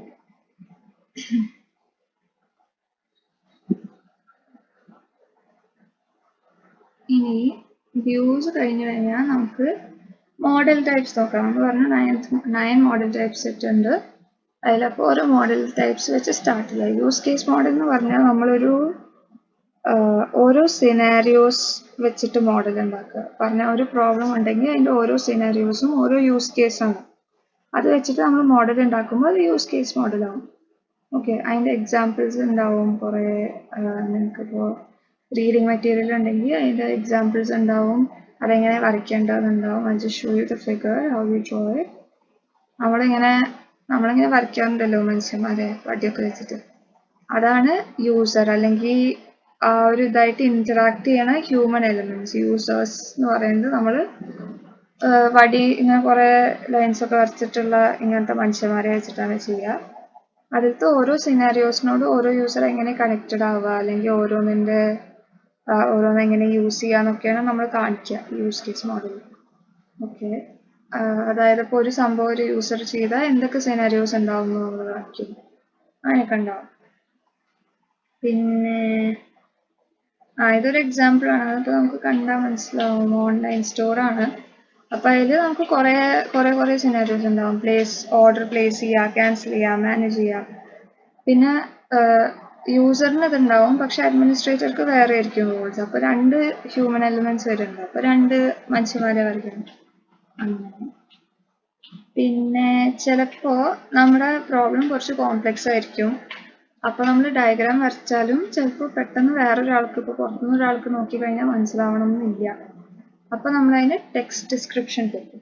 ഓക്കെ, ടെക്സ്റ്റ് ഡിസ്ക്രിപ്ഷൻ, അതായത് അതിൽ എന്തൊക്കെയാണ് നടക്കണം, ഓരോ സിനാരിയോസ് ലിസ്റ്റ് ചെയ്യുക, അതിൽ എന്നിട്ട് എന്തൊക്കെയാണ് നടക്കണമെന്ന് ലിസ്റ്റ് ചെയ്യുക. അങ്ങനെ അതിൻ്റെയൊക്കെ സ്റ്റാൻഡേർഡ് നമുക്ക് റീഡിങ് മെറ്റീരിയലിൽ ഉണ്ടാവും. ഓക്കെ, പിന്നെ ഇതൊക്കെ തന്നെയാണ്. ഇതൊക്കെ ഈ പറഞ്ഞ തന്നെയാണ്, വായിച്ചു പോകേണ്ട കാര്യമുള്ളൂ. Okay, I guess that's it about use case models. Generalization includes, excludes. ഇതൊക്കെ ഓരോ എന്താ യൂസ് കേസിന്റെ ക്യാരക്ടറിസ്റ്റിക്സ് ആണ്. ജനറലൈസേഷൻ എന്ന് പറഞ്ഞാൽ എല്ലാവർക്കും ഒരേ ക്യാരക്ടറിസ്റ്റിക്സ് ജനറൽ ആയിരിക്കും. പറഞ്ഞാൽ ചൈൽഡ് പാരന്റിന്റെ എല്ലാം ഇൻഹെറിറ്റ് ചെയ്യും, ലൈക്ക് എല്ലാ പ്രോപ്പർട്ടീസും ഇൻഹെറിറ്റ് ചെയ്യും. ഇൻക്ലൂഡ്സ് എന്ന് പറഞ്ഞാൽ involves 1 use case including the behaviour of another use case. ഏതെങ്കിലും 2 എണ്ണം തമ്മിലോ അല്ലെങ്കിൽ 2-3 എണ്ണം തമ്മിലോ ഇന്റർഡിപെൻഡൻസി ഉണ്ടാവും. ഒരു യൂസ് കേസിന്റെ പ്രോസസ്സ് ഇൻക്ലൂഡ് ചെയ്തിട്ടാവും മറ്റേ സിനാരിയോ നമ്മൾ ബിൽഡ് ചെയ്തിട്ടുണ്ടാവും. ഓക്കെ, ആൻഡ് ഒന്നുകൂടി ഉണ്ട്, എക്സ്റ്റെൻസ് ഉണ്ട്. ദാറ്റ്സ് ലൈക്ക് ഇതിന്റെ മുഴുവൻ വേണം നമുക്ക്. ഇതിന്റെ ഒരു പേരൻറ്റിൻ്റെ എല്ലാ ക്വാളിറ്റീസും വേണം, പ്ലസ് നമുക്ക് കുറച്ച് ഡിഫറൻസസും ഉണ്ടാവും. ഓക്കെ, അല്ലെങ്കിൽ ചില കണ്ടീഷൻസ് ഉണ്ടാവും അതൊക്കെ വർക്ക് ചെയ്യണമെങ്കിൽ. അപ്പോൾ നമ്മൾ ആ പേരൻറ്റ് കേസിൽ നിന്ന് എക്സ്റ്റെൻഡ് ചെയ്തിട്ടാണ് ചൈൽഡ് കേസ് ഉണ്ടാക്കുന്നത്.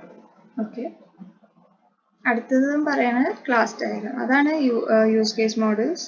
ഇനി വരാൻ പോകുന്ന ക്ലാസ് ഡയഗ്രാംസ് ആണ്. ക്ലാസ് ഡയഗ്രാം എന്ന് പറഞ്ഞാൽ ഒരു സ്ട്രക്ചർ കാണിക്കാൻ, പറഞ്ഞാൽ ഒരു പ്രോബ്ലമിൽ ആ സിസ്റ്റത്തിൻ്റെ ഒരു സ്ട്രക്ചർ മാത്രം, അതിൽ എന്തൊക്കെ നടക്കണമെന്നൊന്നും അത്ര ഇമ്പോർട്ടൻസ് ഇല്ല, അതിൻ്റെ സ്ട്രക്ചർ മാത്രം കാണിക്കാൻ വേണ്ടിയിട്ടാണ്. അതിൻ്റെ എന്തൊക്കെ ആട്രിബ്യൂട്ട്സ് ഉള്ളത്, അതിൻ്റെ ഫംഗ്ഷൻ എന്തൊക്കെയാണെന്ന് മെൻഷൻ ചെയ്യുക, അതെങ്ങനെ ചെയ്യണമെന്നല്ല, എന്തൊക്കെയാണെന്ന് മെൻഷൻ ചെയ്യുക, അതൊക്കെയാണ് ക്ലാസ് ഡയഗ്രാംസ്. ഓക്കെ, ക്ലാസ് എന്ന് പറഞ്ഞാൽ നമ്മുടെ സാധനങ്ങളാണല്ലോ സിസ്റ്റമിലത്തെ. അപ്പോൾ ആ സിസ്റ്റമിലത്തെ സാധനം എന്ന് പറയുമ്പോൾ തന്നെ ആ സ്ട്രക്ചർ എലിമെന്റ് വരിക. അപ്പോൾ ആ എലിമെന്റിനെ നമ്മളൊന്ന് ഇലാബറേറ്റ് ആക്കി ഡയഗ്രാമായി വരയ്ക്കും. അത് ഷോ ചെയ്ത ഡയഗ്രാംസ് again. എവറിത്തിങ് കുറേ സ്റ്റാൻഡേർഡ് ഒക്കെ ഉണ്ട്. അതൊക്കെ നമ്മൾ വായിച്ച് ഒരു രണ്ട് പ്രാവശ്യമെങ്കിലും വായിക്കേണ്ടി വരും തലയിൽ നിൽക്കാൻ. എല്ലാതും കൊണ്ട് ഒരുമിച്ച് വായിക്കുമ്പോൾ മനസ്സിലാവും ഒക്കെ. ആ ശരി, ഇതെങ്ങനെ ചെയ്യാം, ആയിക്കോട്ടെ, ഒക്കെ അടച്ചു വെച്ചിട്ട് പിന്നെ എന്താ ക്ലാസ് ഡയഗ്രാം എന്ന് ചോദിച്ചാൽ എന്താണെന്നൊക്കെ നമുക്ക് പറയാൻ പറ്റും. പക്ഷെ നമുക്ക് എങ്ങനെയാണ് അത് വരയ്ക്കേണ്ടത് ചോദിച്ചാൽ കൺഫ്യൂഷൻ ആവും. അപ്പോൾ നമുക്ക് 2 പ്രാവശ്യം വായിക്കേണ്ടി വരാണ്ടിരിക്കാം. Okay, yes, this is a class diagram. Okay, നമ്മൾ സ്ട്രക്ചർ മാത്രമേ ഉള്ളൂ. മറ്റേ ഒരു ലൈബ്രറി സിസ്റ്റം ആണെങ്കിൽ അതിൽ മെമ്പർ ഉണ്ടാവും. ഓക്കെ, കുറേ മെമ്പേഴ്സാണ് ഉണ്ടാവുക, കുറേ മെമ്പേഴ്സ്. ഓക്കെ, അവർക്ക് കുറേ ഫങ്ഷൻസ്, അവർക്ക് ചെയ്യേണ്ട കുറേ കാര്യങ്ങൾ, അവരുടെ ആട്രിബ്യൂട്ട്സ് കുറേ അങ്ങനെയൊക്കെ ഉണ്ടാവും. അത് മാത്രമേ നമ്മൾ കാണിക്കുന്നുള്ളൂ. അല്ലെങ്കിൽ നമ്മൾ രണ്ടെണ്ണം തമ്മിലുള്ള റിലേഷൻഷിപ്പോ അല്ലെങ്കിൽ ആ ഒരു സീക്വൻസോ ഒന്നും കാണിക്കുന്നില്ല, സ്ട്രക്ചർ മാത്രം. ഓക്കെ, ഇത് കുറച്ച് റിലേറ്റഡ് ആണ്, but don't relate it with particular topic. Okay, this association ആണ്. അടുത്ത് വരേണ്ട അഗ്രിഗേഷൻ ആണ്, കോമ്പോസിഷൻ ആണ്. അത് രണ്ടും ഒരു പെർട്ടിക്കുലർ ടോപ്പിക്കായിട്ട് അസോസിയേറ്റ് ചെയ്യണ്ട, still it is connected to all of this.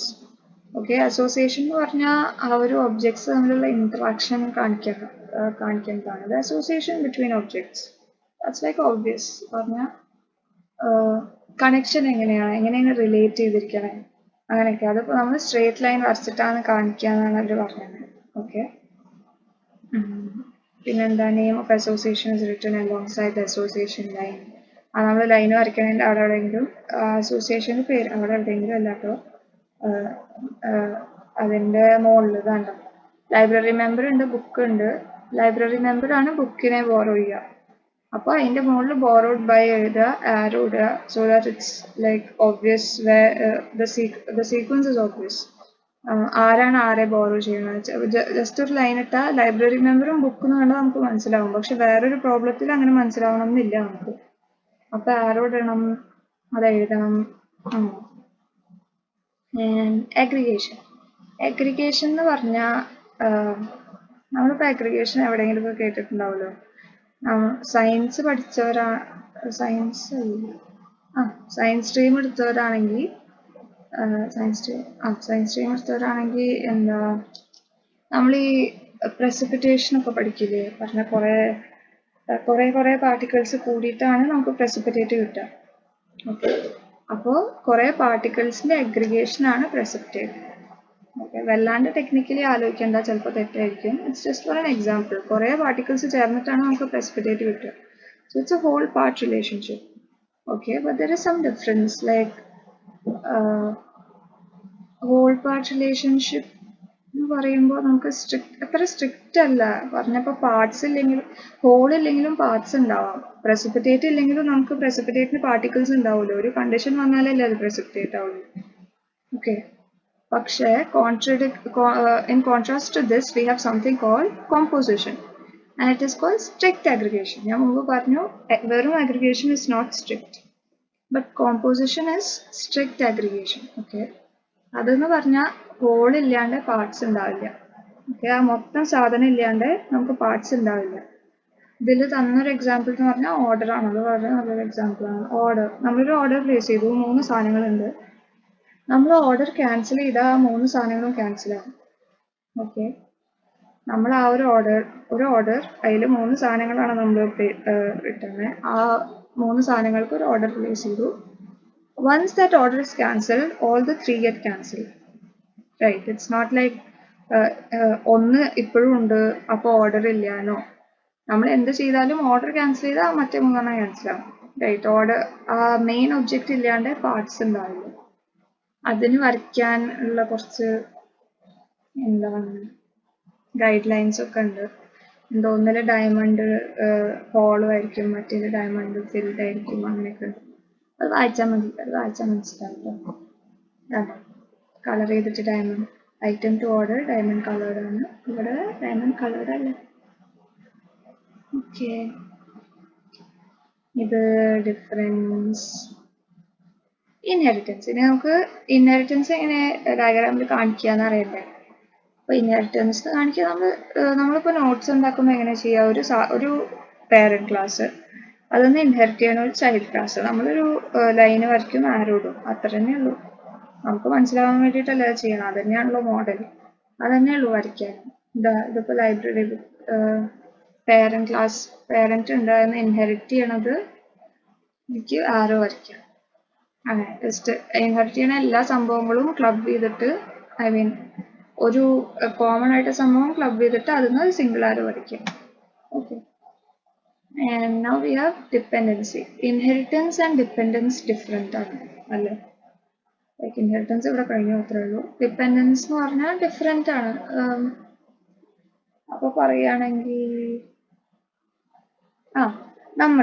നമ്മളിപ്പോൾ നമ്മുടെ ഗ്രാൻഡ് പേരൻസിൻ്റെ അടുത്ത് നിന്ന് എന്തെങ്കിലും ഇൻഹെറിറ്റ് ചെയ്തിട്ടുണ്ടാവും.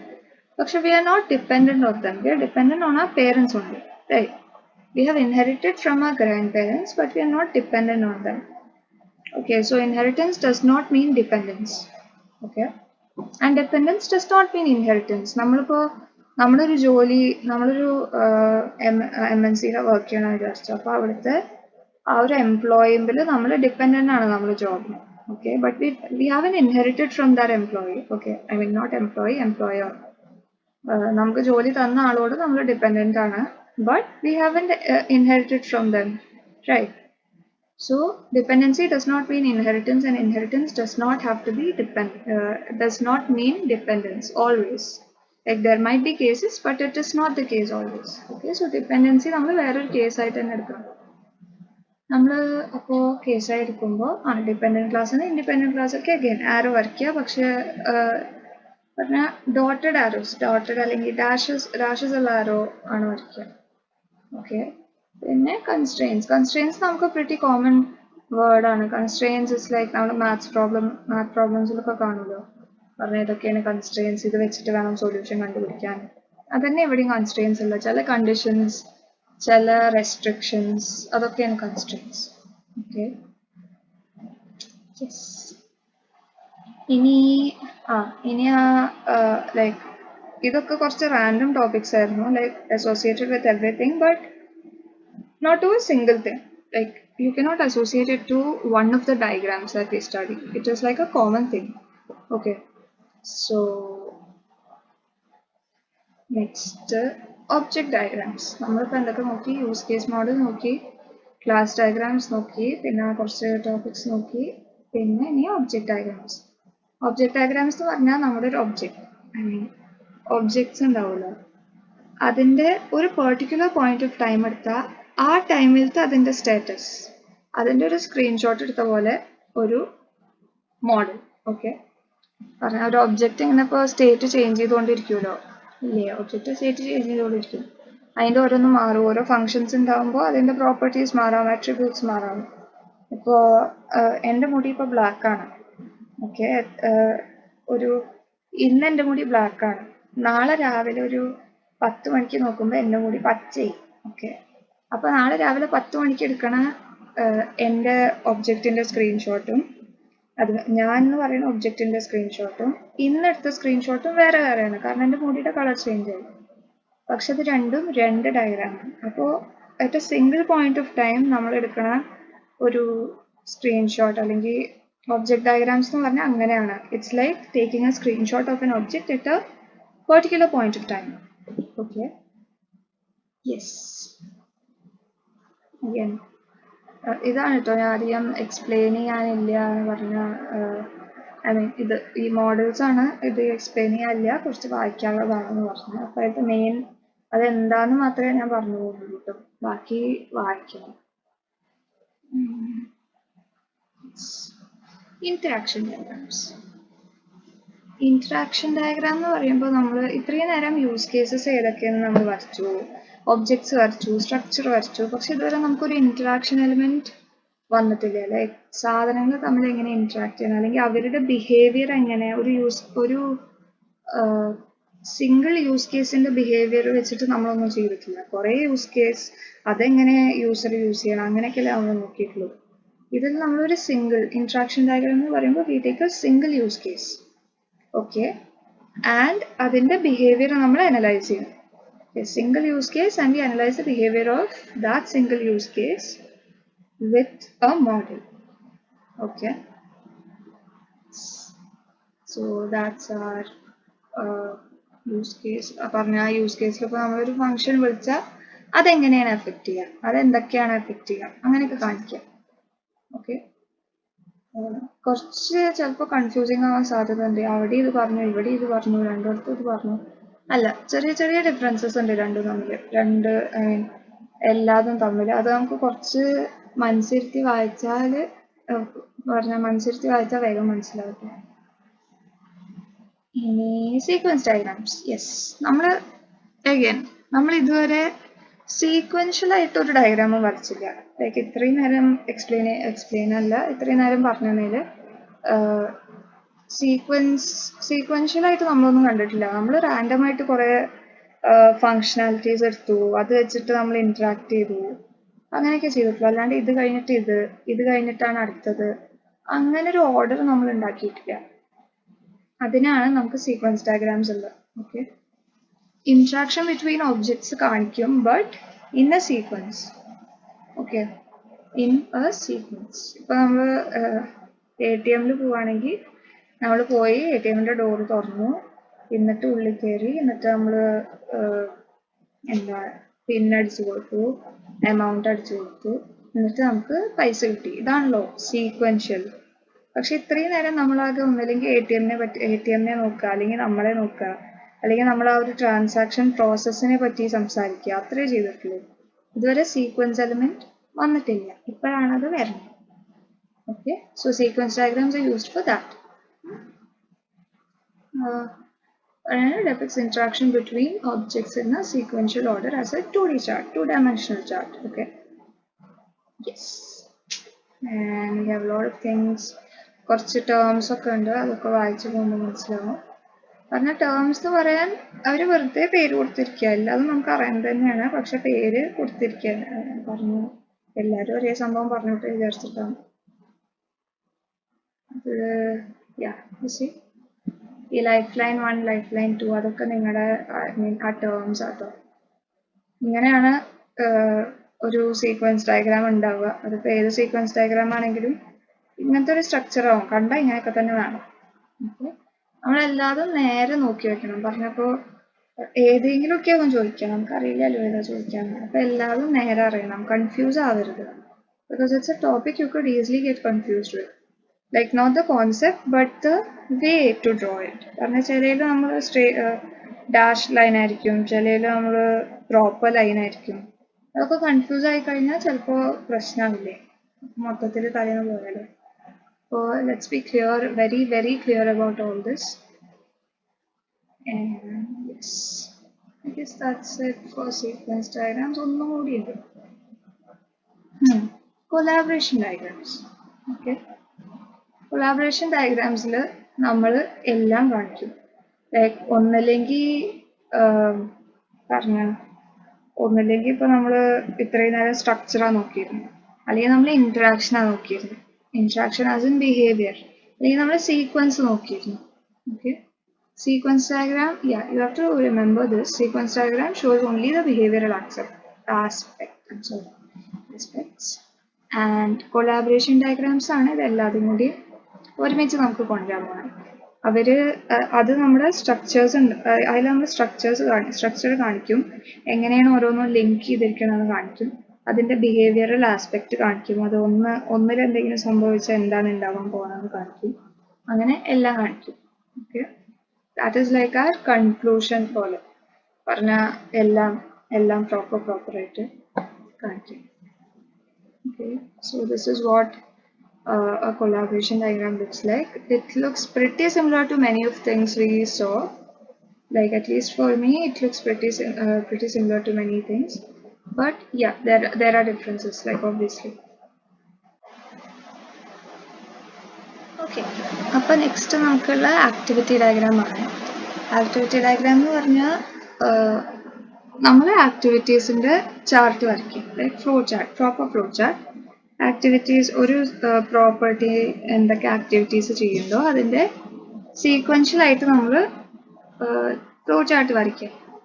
ഇപ്പോൾ like an obvious doubt will be, so what's the difference between sequence diagrams and activity diagrams?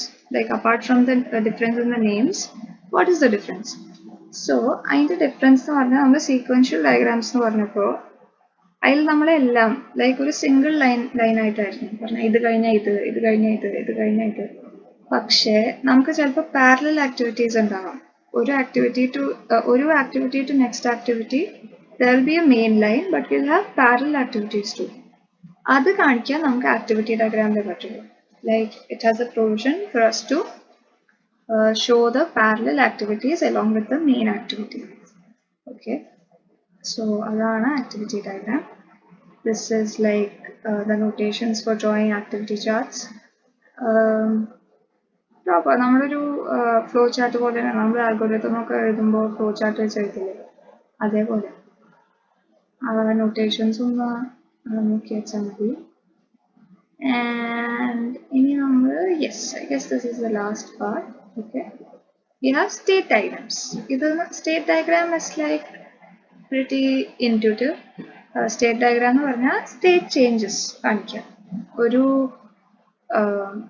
ഒരു സാധനം, ഒരു സിസ്റ്റത്തിൻ്റെ അല്ലെങ്കിൽ ഒരു ക്ലാസ്സിൻ്റെ എന്തിൻ്റെങ്കിലും സ്റ്റേറ്റ് ചേഞ്ചസ്. സ്റ്റേറ്റ് എന്ന് പറഞ്ഞാൽ എന്താണെന്ന് അറിയാമെന്ന് വിചാരിക്കുന്നു. ഞാൻ ജസ്റ്റ് പറഞ്ഞത്, ഞാൻ ഇപ്പോൾ നേരത്തെ പറഞ്ഞില്ല എൻ്റെ മുടി ബ്ലാക്കും പിന്നെ പച്ചയായിരുന്നു.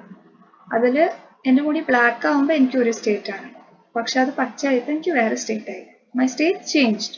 Okay, because one of my attributes changed because I carried out some function. Okay, so whenever you do that, whenever an attribute or something changes, the state changes. ആ ഒരു സിംഗിൾ സാധനത്തിൻ്റെ ഒരു സിംഗിൾ ഒബ്ജക്റ്റോ അല്ലെങ്കിൽ സിംഗിൾ സിസ്റ്റമിൻ്റെ സ്റ്റേറ്റ് ചേഞ്ചസ് കാണിക്കാനാണ് state diagram use ചെയ്യുന്നത്. Okay, ഇപ്പോൾ ഞാനാണ് object എന്ന് വിചാരിച്ചു കഴിഞ്ഞാൽ ഞാൻ ഇപ്പോൾ കഴിക്കും, ഉറങ്ങും, എണീക്കും, മൊബൈൽ നോക്കും, അങ്ങനെ എൻ്റെ 3 സ്റ്റേറ്റ് ആയില്ലേ. ഇപ്പോൾ കഴിക്കുക, ഉറങ്ങുക, മൊബൈൽ നോക്കുക.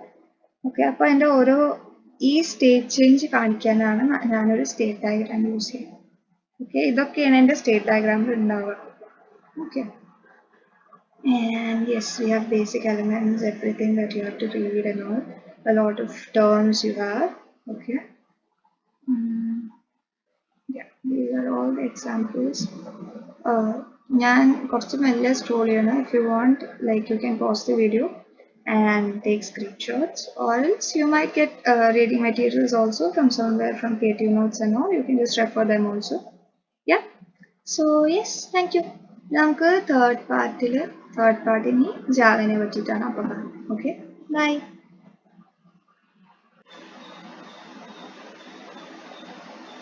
Hi guys. അപ്പോൾ പിന്നെ നമ്മൾ തേർഡ് പാർട്ട് ലാസ്റ്റ് പാർട്ടിലേക്ക് വന്നിരിക്കുക. ഇതിലിപ്പോൾ നമുക്ക് പഠിക്കാനുള്ളത് മെയിൻലി ജാവേനെ പറ്റിയിട്ടാണ്. ഓക്കെ, സ്റ്റാർട്ടിങ് ഞാൻ പറഞ്ഞിരുന്നു നമ്മൾ ജാവ വെച്ചിട്ടാണ് നമ്മൾ through out the course will be using Java for this course. Okay, Java നമ്മുടെ ഒരു object oriented programming concepts implement ചെയ്യുന്ന ഒരു ലാംഗ്വേജ് ആണ്. അതുകൊണ്ട് തന്നെ നമ്മളത് യൂസ് ചെയ്യാൻ പോവുക. അപ്പോൾ നമുക്ക് ജാവ എന്താണെന്ന് അറിയണം. പറഞ്ഞാൽ മുമ്പ് ജാവ പഠിച്ചവരുണ്ടാവാം, ഇല്ലാണ്ടിരിക്കാം. അപ്പോൾ എല്ലാവർക്കും ജസ്റ്റ് മെമ്മറി ഒന്ന് റിഫ്രഷ് ചെയ്യാൻ കുറച്ച് പോയിന്റ്സ് ജാവയ്ക്ക് എന്തൊക്കെ ചെയ്യാൻ പറ്റും അതൊക്കെ നമുക്ക് നോക്കാം. ഓക്കെ, സോ ജാവ ഇത് ആദ്യം ജാവനെ പേരിട്ടിരുന്ന ഓക്ക്, OAK, പിന്നെയാണ് അതിനെ ജാവ എന്നാക്കിയത്. ഓക്കെ, ജാവ എന്ന് പറഞ്ഞ ഒരു കോഫി നെയിം, അത് ആക്ച്വലി ഇതുണ്ടാക്കിയ ആൾക്ക് കോഫി ഭയങ്കര ഇഷ്ടമായിരുന്നു അത്ര. അപ്പോൾ അവര് കണ്ടുപിടിച്ചിട്ടൊരു പേരാണ് ജാവ. പിന്നെ നമുക്ക് കുറച്ച് ജാവ എന്താന്ന് പറയുമ്പോൾ കുറച്ച് വേർഡ്സ് ഒക്കെ ഉണ്ടാവുമല്ലോ. പണ്ടെന്നോ ഒരു മനുഷ്യൻ പറഞ്ഞിരുന്നു സിമ്പിളാണ്, പവർഫുൾ ആണെന്നൊക്കെ പറഞ്ഞപ്പോൾ നമ്മളെല്ലാവരും കളിയാക്കിയിരുന്നു. പക്ഷെ അതൊക്കെ ശരിയാണ്. സിമ്പിളാണ് ജാവ, ജാവ പവർഫുള്ളും ആണ്. ഓക്കെ, സിമ്പിൾ എന്ന് പറഞ്ഞാൽ നമുക്ക് കുറേ കാര്യങ്ങൾ ഓൾറെഡി ഉണ്ട്. നമുക്ക് ജസ്റ്റ് പറഞ്ഞാൽ മതി കമ്പ്യൂട്ടറിനോട് അത് ചെയ്യാൻ. ബാക്കി ജാവ പറഞ്ഞു കൊടുത്തോളും എന്താ ചെയ്യേണ്ടതെന്ന്. ഓക്കെ, നമുക്ക് കുറേ കമാൻഡ്സ്, ഇൻബിൽഡ് കമാൻഡ്സ്, കുറേ പാക്കേജസ്, കുറേ ഫയൽസ്, അങ്ങനെ കുറേ സംഭവങ്ങളുണ്ട്. നമുക്ക് എടുത്ത് വെറുതെ യൂസ് ചെയ്താൽ മതി. അപ്പോൾ നമുക്ക് കുറേ കോംപ്ലക്സിറ്റിയിലേക്കൊന്നും പോകേണ്ട ആവശ്യമില്ല. അതുകൊണ്ട് ജാവ സിമ്പിളാണ്. നമുക്ക് ആ ഒരു ഗ്രാസ്പ് കിട്ടിക്കഴിഞ്ഞാൽ ജാവ നല്ല ലൈക്ക് ഈസി ആയിട്ട് നമുക്ക് ചെയ്യാം എല്ലാം, ഒരു ഐഡിയ കിട്ടിയാൽ. And security. നെക്സ്റ്റ് സെക്യൂരിറ്റി എന്ന് പറഞ്ഞാൽ നമ്മൾ ജാവ ഒരു ഫയൽ, ഒരു കോഡാണല്ലോ, അത് നമ്മൾ ഒരു മെഷീനിൽ നിന്ന് വേറൊരു മെഷീനിലേക്ക് അയക്കുമ്പോൾ ചെക്ക് ചെയ്യും first. Okay, this whatever it is they will check for viruses. ഈ കോഡിൽ വൈറസ് ഉണ്ടോയെന്ന് ജാവനെ ലൈക്ക് റെസ്പോൺസിബിലിറ്റി എടുത്ത് ചെക്ക് ചെയ്യും. അപ്പോൾ ഒബ്വിയസ്ലി ചെക്കിങ് വരുമ്പോൾ സെക്യൂരിറ്റി അതിൻ്റെ കൂടെ വരുമല്ലോ. അപ്പോൾ നമ്മൾ കണ്ടാമിനേറ്റഡ് ആയിട്ടുള്ള ഫയൽസ് കിട്ടാൻ ബുദ്ധിമുട്ട് പറഞ്ഞാൽ നമുക്കൊരു ബുദ്ധിമുട്ടല്ല, എന്നാലും അവർക്ക് ഇങ്ങോട്ട് നമ്മുടെ കമ്പ്യൂട്ടറിലേക്ക് കയറാൻ ബുദ്ധിമുട്ടായിരിക്കും. ഓക്കെ, പിന്നെ object oriented. That's what we were talking all along. Object oriented concept ആണ് ജാവയിൽ ഇംപ്ലിമെൻറ്റ് ചെയ്തത്. ഓക്കെ, ആൻഡ് റോബസ്റ്റ് എന്ന് പറഞ്ഞാൽ എന്താ? റോബസ്റ്റ് എന്ന് പറഞ്ഞാൽ എന്തൊക്കെ handling what all could go wrong, that is actually being robust. നമുക്ക് എന്തൊക്കെ പ്രശ്നങ്ങൾ വരും, മെമ്മറി ഹാൻഡ്ലിങ്ങിന് ചിലപ്പോൾ പ്രശ്നം വരും, അല്ലെങ്കിൽ നമ്മുടെ കോഡിൽ, മെമ്മറി കൊണ്ടല്ല, നമ്മുടെ കോഡിൽ വല്ല പ്രശ്നം ഉണ്ടെങ്കിൽ അതിന് നമുക്ക് മിസ്റ്റേക്സ് ഹാൻഡിൽ ചെയ്യാൻ ഒരു വഴി വേണം. അല്ലാണ്ട് we should not be just left to figure it out for ourselves, right? So Java actually gives us a method to handle these mistakes. Mistakes എന്ന് പറഞ്ഞാൽ നമ്മൾ എക്സെപ്ഷൻസ് എന്നാ പറയുക. Okay, exception handling Java elaborate ആയിട്ട് തന്നിട്ടുണ്ട് ആ ഒരു language. Okay, പിന്നെ മൾട്ടി ത്രെഡിങ് ആണ്. മൾട്ടി ത്രെഡിങ് എന്ന് പറയുന്ന ഒരു കോൺസെപ്റ്റ് ചിലപ്പോൾ ലൈക്ക് കുറച്ച് ഒബ്വിയസ് ആയി തോന്നും, പക്ഷെ ഇറ്റ്സ് നോട്ട് ഒബ്വിയസ്. കുറേ ലാംഗ്വേജസിലൊന്നും അത് സമ്മതിക്കില്ല മൾട്ടി ത്രെഡിങ്. ഇറ്റ്സ് ലൈക്ക് ഒരു പ്രോഗ്രാമിൽ നമ്മൾ കുറേ പ്രോസസ്സ് കൊടുക്കുക, അപ്പോൾ ആ പ്രോസസ്സൊക്കെ വേറെ വേറെ പ്രോഗ്രാം പോലെ ഒരുമിച്ച് വർക്ക് ചെയ്യും ജാവയിൽ. ഓക്കെ, ലൈക്ക് വേറെ വേറെ ത്രെഡ്സ് ആയിട്ട് വർക്ക് ചെയ്യും. അത് ആ ഒരു ഫങ്ഷനാലിറ്റി ജാവയ്ക്ക് തരാൻ പറ്റും. If you know about JavaScript does not allow that. Okay, നമുക്ക് നമ്മൾ പറയണം, ലൈക്ക് സ്പെസിഫിക്കലി പറയണം ജാവാസ്ക്രിപ്റ്റിൽ that this has to be like multi-threaded. Like multithreadedness ആ ഒരു പ്രോപ്പർട്ടി ജാവാസ്ക്രിപ്റ്റ് തരില്ല, പക്ഷെ ആ ഒരു പ്രോസസ്സിലേക്ക് നമുക്ക് മാറ്റിയെടുക്കാൻ പറ്റും. പറഞ്ഞാൽ അതേപോലെ ഫങ്ഷൻ ചെയ്യാൻ പറ്റുന്ന പോലെ നമുക്ക് ജാവാസ്ക്രിപ്റ്റിനെ മാറ്റിയെടുക്കാൻ പറ്റും. പക്ഷെ it's a lot of work. We are all lazy people. Okay, so Java നമുക്ക് അത് ഓൾറെഡി ലൈക്ക് അങ്ങനെ തരും. അങ്ങനെ ഒരു ഫങ്ഷനാലിറ്റി ജാവയിൽ ഇൻബിൽറ്റ് ആണ് മൾട്ടി ത്രെഡിങ്. ഓക്കെ, പിന്നെ ഉള്ളത് ഡിസ്ട്രിബ്യൂട്ടഡ്. നമ്മൾ കോഡ് ഉണ്ടാക്കുക, നമ്മൾ റൺ ചെയ്യുക, നമ്മൾ തന്നെ കണ്ടുകൊണ്ടിരിക്കുക, അതല്ലല്ലോ ശരിക്കും വേണ്ടത്. പറഞ്ഞാൽ നമുക്ക് വേറെ വേറെ ഡൈവേഴ്സ് ഫയൽസ് വെച്ച് വർക്ക് ചെയ്യേണ്ടി വരും. ചിലപ്പോൾ അതിൽ ചേഞ്ചസ് വരുത്തേണ്ടി വരും, ഇങ്ങോട്ട് കൊടുക്കേണ്ടി വരും, അങ്ങോട്ട് കൊടുക്കേണ്ടി വരും, അങ്ങനെയൊക്കെ ഉണ്ടാവും. അപ്പോൾ നമുക്ക് ഈ ഫയൽസൊക്കെ കിട്ടാൻ ലൈക്ക് ഇന്റർനെറ്റ് എന്നാവുമല്ലോ നമുക്ക് കിട്ടാനുണ്ടാവുക. അപ്പോൾ നമുക്കൊരു പ്രോട്ടോകോൾസ് ഒക്കെ വെച്ചിട്ട് ഓരോ ഫയൽസ് ആക്സസ് ചെയ്യാൻ പറ്റുക, അങ്ങനത്തെ കുറേ ഫങ്ഷനാലിറ്റിയും ജാവയിലുണ്ട്. Okay, and like it basically means our coding does not have to be limited to our local environment. Okay, നമ്മുടെ കമ്പ്യൂട്ടർ അല്ലെങ്കിൽ നമ്മുടെ സിസ്റ്റം, ലാപ്പ്, അങ്ങനെ അതിലേക്ക് ലിമിറ്റ് ആവേണ്ട ആവശ്യമില്ല. We can like distribute our code around the web. Okay, and next is architecture neutral. അതെന്ന് പറഞ്ഞാൽ ചില ലാംഗ്വേജസ് ഉണ്ടാവും ഈ ഒരു ഓപ്പറേറ്റിംഗ് സിസ്റ്റമിൽ നേരെ വർക്ക് ആവും, അല്ലെങ്കിൽ ഈ ഒരു കമ്പൈലർ ഡിപ്പെൻഡൻ്റ് ഒക്കെ ആയിരിക്കും ചിലത്. ഓക്കെ, ചിലയിൽ കമ്പൈൽ ചെയ്യുമ്പോൾ ഒരു റിസൾട്ടാണ് വരിക, മറ്റേൽ ചെയ്യുമ്പോൾ വേറെ റിസൾട്ട് വരും. അങ്ങനെയൊക്കെ പ്രശ്നം വരാറുണ്ട്. പക്ഷെ ജാവയ്ക്ക് അങ്ങനെ ഒരു പ്രശ്നം വരില്ല. Because Java is architectural neutral. അത് ഏത് സിസ്റ്റം ആണെങ്കിലും, ഏത് ഓപ്പറേറ്റിംഗ് സിസ്റ്റം ആണെങ്കിലും, എന്ത് കമ്പൈലർ ആണെങ്കിലും ജാവ എപ്പോഴും ജാവ ആയിരിക്കും. എപ്പോൾ നോക്കിയാൽ ഒരേപോലെ വർക്ക് ചെയ്യുക. പറഞ്ഞപ്പോൾ ഞാൻ എൻ്റെ ലാപ്പിൽ എഴുതിയിട്ട് ഇപ്പോൾ നിങ്ങളുടെ ലാപ്പ് വേറെ ഡിഫറൻസ് ഉണ്ടെങ്കിൽ എൻ്റെ അതേ കോഡ് നിങ്ങൾക്ക് അതേപോലെ റൺ ചെയ്തിട്ട് ചെയ്യാം. പിന്നെ അത് കമ്പൈൽ ചെയ്യുക, അത് പിന്നെ ഇന്റർപ്രറ്റ് ചെയ്യുക, അല്ലെങ്കിൽ റീറൈറ്റ് ചെയ്യുക വേറൊരു ഫോമിലേക്ക്, അതിൻ്റെ ഒന്നും ആവശ്യം വരില്ല. Okay, so that is architecture neutral. Same. ഇനി നെക്സ്റ്റ് ഇത് വരുന്നതും സെയിം, ഓൾമോസ്റ്റ് പ്ലാറ്റ്ഫോം ഇൻഡിപെൻഡൻ്റ് ആണ്. Okay,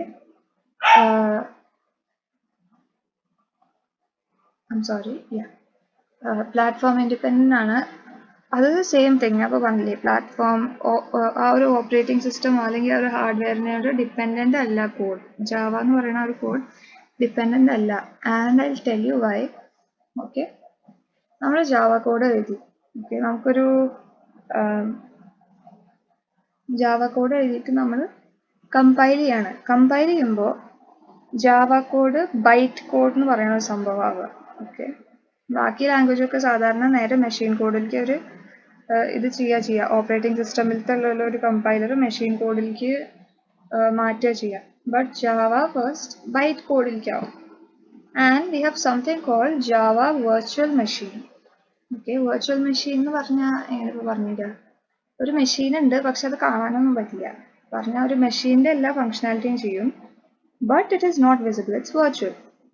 okay, so Java virtual machine ഉണ്ട്. ആ വെർച്വൽ മെഷീൻ ഈ ബൈറ്റ് കോഡിനെ നമ്മുടെ സിസ്റ്റം അനുസരിച്ച് ഇന്റർപ്രറ്റ് ചെയ്ത് മെഷീൻ കോഡിലേക്ക് ആക്കും. നമ്മുടെ സിസ്റ്റം, ഓപ്പറേറ്റിംഗ് സിസ്റ്റവും നമ്മുടെ ഹാർഡ്വെയർ കോമ്പിനേഷനും ഒക്കെ നോക്കിയിട്ട് ഈ JVM, that is Java virtual machine, interpret ചെയ്ത് അത് സ്യൂട്ടബിൾ മെഷീൻ കോഡിലേക്ക് ആക്കും. So it's like understood, right? Irrespective of the operating system, irrespective of the hardware, the JVM will be compiling, like interpreting the code. Like compile the byte code ആണ്, അതൊരു intermediate stage ആണ് കോഡിന്റെ. Compile ചെയ്ത് byte code ആക്കുക. ഇനി it is the JVM's responsibility to understand the system and then interpret it according to the system.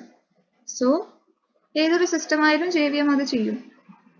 Okay, അത് ചെയ്യും. അപ്പോൾ അതുകൊണ്ടാണ് നമുക്ക് ഈ ഒരു ഓപ്പറേറ്റിംഗ് സിസ്റ്റമിൽ ഇത് വർക്ക് ആവുള്ളൂ, അല്ലെങ്കിൽ അങ്ങനെ ഒരു റെസ്ട്രിക്ഷൻ വരാത്തത്. Okay, you just read it also, like platform independent ആയിട്ട് നമുക്ക് ഇന്റർപ്രറ്റഡ് ഉണ്ട്. Java compiler translates a Java source file to bytecode. This is the code I was talking about, the intermediate stage, bytecode. Okay, and the Java interpreter executes the translated bytecodes directly on the system that implements the JVM. JVM is again our virtual machine, Java virtual machine. Okay. Yes. ഇനി high performance, കുറേ high performance എന്ന് പറഞ്ഞാൽ അറിയാലോ, Java programs പറഞ്ഞാൽ fast ആണ്, അതിൻ്റെ എക്സിക്യൂഷനൊക്കെ fast ആണ് compared to some of the languages, not all the languages. Okay, it's not like the highest performing language, but still നമ്മൾ കമ്പയർ ചെയ്യുമ്പോൾ it comes in one of the top slots. Let's just understand that. സിനെക്കാട്ടിലും C++നെക്കാട്ടിലൊക്കെ slow ആയിരിക്കും, കാരണം ഇവർക്ക് ഈ byte code transformation വേണ്ടല്ലോ, അത് ഇന്റർമീഡിയറ്റ് സ്റ്റേജ് ആവശ്യമില്ല. പ്യുവർ ആയിട്ട് ഇന്റർപ്രറ്റ് ചെയ്യാതെ like directly to the system, right? So yes, that's dynamic again. Dynamic എന്ന് പറഞ്ഞാൽ, സ്റ്റാറ്റിക് എന്ന് പറഞ്ഞാൽ ലൈക്ക് നോർമൽ ടേംസിൽ സ്റ്റാറ്റിക് എന്ന് പറഞ്ഞാൽ മൂവ്മെന്റ് ഇല്ലാത്തൊരു സാധനം, ഡൈനാമിക് എന്ന് പറഞ്ഞാൽ മൂവ്മെന്റ് ഉള്ള സാധനം. അപ്പോൾ run time, once we start running also Java program can extend. Okay, നമുക്ക് ഡൈനാമിക് ആയിട്ട് കുറേ കാര്യങ്ങളൊക്കെ ചെയ്യാൻ പറ്റും. ഓക്കെ, JDK ഇപ്പൊ നമ്മൾ പറഞ്ഞ കുറേ കാര്യങ്ങളുണ്ടല്ലോ, അതിൽ ജാവയുടേതായിട്ട് കുറേ സംഭവങ്ങളുണ്ട്. ഇപ്പൊ ഞാൻ പറഞ്ഞു ജാവ വെർച്വൽ മെഷീൻ, അങ്ങനെയൊക്കെ കുറേ പറഞ്ഞു. പിന്നെ കമ്പൈലർ, ജാവയുടെ കമ്പൈലർ, അതൊക്കെ നമുക്കൊരു കിറ്റിലാക്കിയിട്ട് ജാവേനെ നമുക്ക് തരുന്നുണ്ട്. ഒരു കിറ്റ് പറഞ്ഞിട്ട് ജാവ തരും. അതിൻ്റെ പേരാണ് Java development kit. Java program develop ചെയ്യാനുള്ള ഒരു കിറ്റ് ബേസിക്കലി. അതിൽ നമുക്ക് വേണ്ടതൊക്കെ ഉണ്ടാവും. കമ്പൈൽ ചെയ്യാനുള്ള, നമ്മൾ കമ്പൈൽ ചെയ്യാനൊരു കോഡ് യൂസ് ചെയ്യുമല്ലോ, ആ കോഡിൻ്റെ ഡെഫിനിഷൻ ഒക്കെ അതിൽ തന്നെ ഉണ്ടാവും. ഓക്കെ, ഈ കിറ്റിലുണ്ടാവും. അത് നമ്മൾ ഇൻസ്റ്റാൾ ചെയ്യണം നമ്മുടെ സിസ്റ്റമിൽ. Only then we can run our Java programs. Okay, and JRE again Java runtime environment. ഇതിലാണ് നമുക്ക് നമ്മുടെ വെർച്വൽ മെഷീൻ കിട്ടുക. റൺ ചെയ്യുമ്പോഴാണല്ലോ നമുക്ക് വെർച്വൽ മെഷീൻ്റെ ആവശ്യം. ഓക്കെ, പിന്നെ ലൈബ്രറി പറഞ്ഞാൽ എന്താണെന്ന് അറിയാമെന്ന് വിചാരിക്കുന്നു. നമ്മളിപ്പോൾ സി പഠിച്ചിട്ടുണ്ടാവില്ലേ കഴിഞ്ഞ സെം. അതിൽ #include stdio.h. ആ stdio.h എന്ന് പറയുന്ന ഒരു ലൈബ്രറി ആയിരുന്നു. നമുക്ക് ആവശ്യമുള്ള കുറേ സാധനങ്ങൾ അവിടെ ഉണ്ട്. സാധാരണ ഒരു ലൈബ്രറിയിൽ എന്താ ഉണ്ടാവുക, നമുക്ക് ആവശ്യമുള്ള ഇൻഫർമേഷനുള്ള ബുക്സ് ഉണ്ടാവും. അതേപോലെ ഇതിലത്തെ ഒരു ലൈബ്രറിയിൽ നമുക്ക് ആവശ്യമുള്ള ഇൻഫർമേഷനുള്ള ഫയൽസ് ഉണ്ടാവും. അത്രേ ഉള്ളൂ. അത് നമുക്ക് എടുത്ത് യൂസ് ചെയ്യാൻ വേണ്ടുള്ളൂ. ഓക്കെ, അങ്ങനത്തെ കുറേ സപ്പോർട്ടിങ് ഫയൽസ് ആണ് JRE ജാവ റൺ ടൈം എൻവയൺമെൻറ്റിൽ നമുക്ക് കിട്ടുക. ദിസ് ജാവ വെർച്വൽ മെഷീനെ പറ്റിയിട്ടാണ് ഞാൻ പറഞ്ഞത്. യെസ്, ഇത് ജാവ വെർച്വൽ ഞാൻ പറഞ്ഞില്ലേ, ബൈറ്റ് കോഡായിട്ട് അത് മാറ്റും. കമ്പൈൽ ചെയ്തിട്ട് ബൈറ്റ് കോഡാക്കും. പിന്നെയാണ് ഈ ബൈറ്റ് കോഡിനെയാണ് ജാവ JVM ഇൻ്റർപ്രറ്റ് ചെയ്തിട്ട് മെഷീൻ കോഡാക്കുക. ഓക്കെ, ഈ ബൈറ്റ് കോഡാവുമ്പോൾ നമുക്ക് കമ്പൈൽ ചെയ്യുമ്പോൾ, നമ്മളിപ്പോൾ പ്രോഗ്രാം എഴുതി കമ്പൈൽ ചെയ്യുമ്പോൾ നമുക്ക് ഒരു സംഭവം കാണാം, ഒരു ഫയലും കൂടി ആഡ് ആവും. ഓക്കെ, അപ്പോൾ എൻ്റെ ഒറിജിനൽ ഫയലിൻ്റെ നെയിം മൈ പ്രോഗ്രാം .java ആണെന്ന് വിചാരിച്ചു. അത് ഞാൻ കമ്പൈൽ ചെയ്ത് കഴിഞ്ഞാൽ എനിക്ക് മൈ പ്രോഗ്രാം .class എന്ന് പറഞ്ഞൊരു ഫയൽ ആഡ് ആവും എൻ്റെ ആ ഒരു ഫോൾഡറിലേക്ക്. That is the byte code which JVM interprets and then which enables me to run the program properly. Okay, so that is our .class file. ആ ബൈറ്റ് കോഡ് കൺസിസ്റ്റ് ചെയ്യുന്ന ഫയലാണ് .class.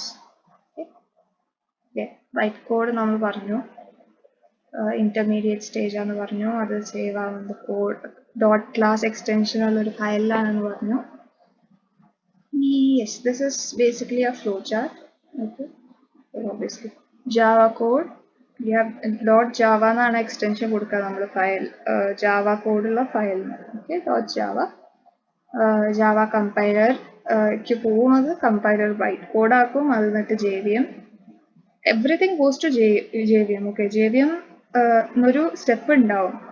പിന്നെയാണ് നമുക്ക് നോക്കിയിട്ട് ഏതാ ഓപ്പറേറ്റിംഗ് സിസ്റ്റം എന്ന് JVM നോക്കിയിട്ട് അത് machine കോഡാക്കുക. ഓക്കെ, വിൻഡോസ്, ലിനക്സ്, മാക് ഇതിലൊക്കെ സെയിം JVM തന്നെയാണ് നമുക്ക് ആ ഒരു പ്രോഗ്രാം റൺ ചെയ്യാൻ സഹായിക്കും. Okay, that was about programs അല്ലെങ്കിൽ ജാവ ആസ് എ ഹോൾ. ഇനി പറഞ്ഞ ഇത്രയും കാലം നമ്മൾ ചിലപ്പോൾ ഫെമിലിയർ അല്ലാത്തൊരു കോൺസെപ്റ്റ് ആയിരിക്കും ആപ്ലെറ്റ് എന്ന് പറയുന്നത്. നമ്മൾ സാധാരണ ആപ്ലിക്കേഷൻസ് കേട്ടിട്ടുണ്ട്, ആപ്ലെറ്റിനെ നമ്മൾ കേട്ടിട്ടുണ്ടാവില്ല. ഐ മീൻ കേട്ടിട്ടുണ്ടാവാം, ചിലപ്പോൾ കേട്ടിട്ടുണ്ടാവില്ല, പറയാൻ പറ്റില്ല. അപ്പോൾ ആപ്ലെറ്റ് എന്ന് പറഞ്ഞാൽ ഒരു കുഞ്ഞു വിൻഡോ കേട്ടോ, കുഞ്ഞു വിൻഡോ. ഫുൾ ഇപ്പോൾ എൻ്റെ ബ്രൗസറിനെ പോലെ അത്ര തുറന്നിട്ടുണ്ടാവില്ല.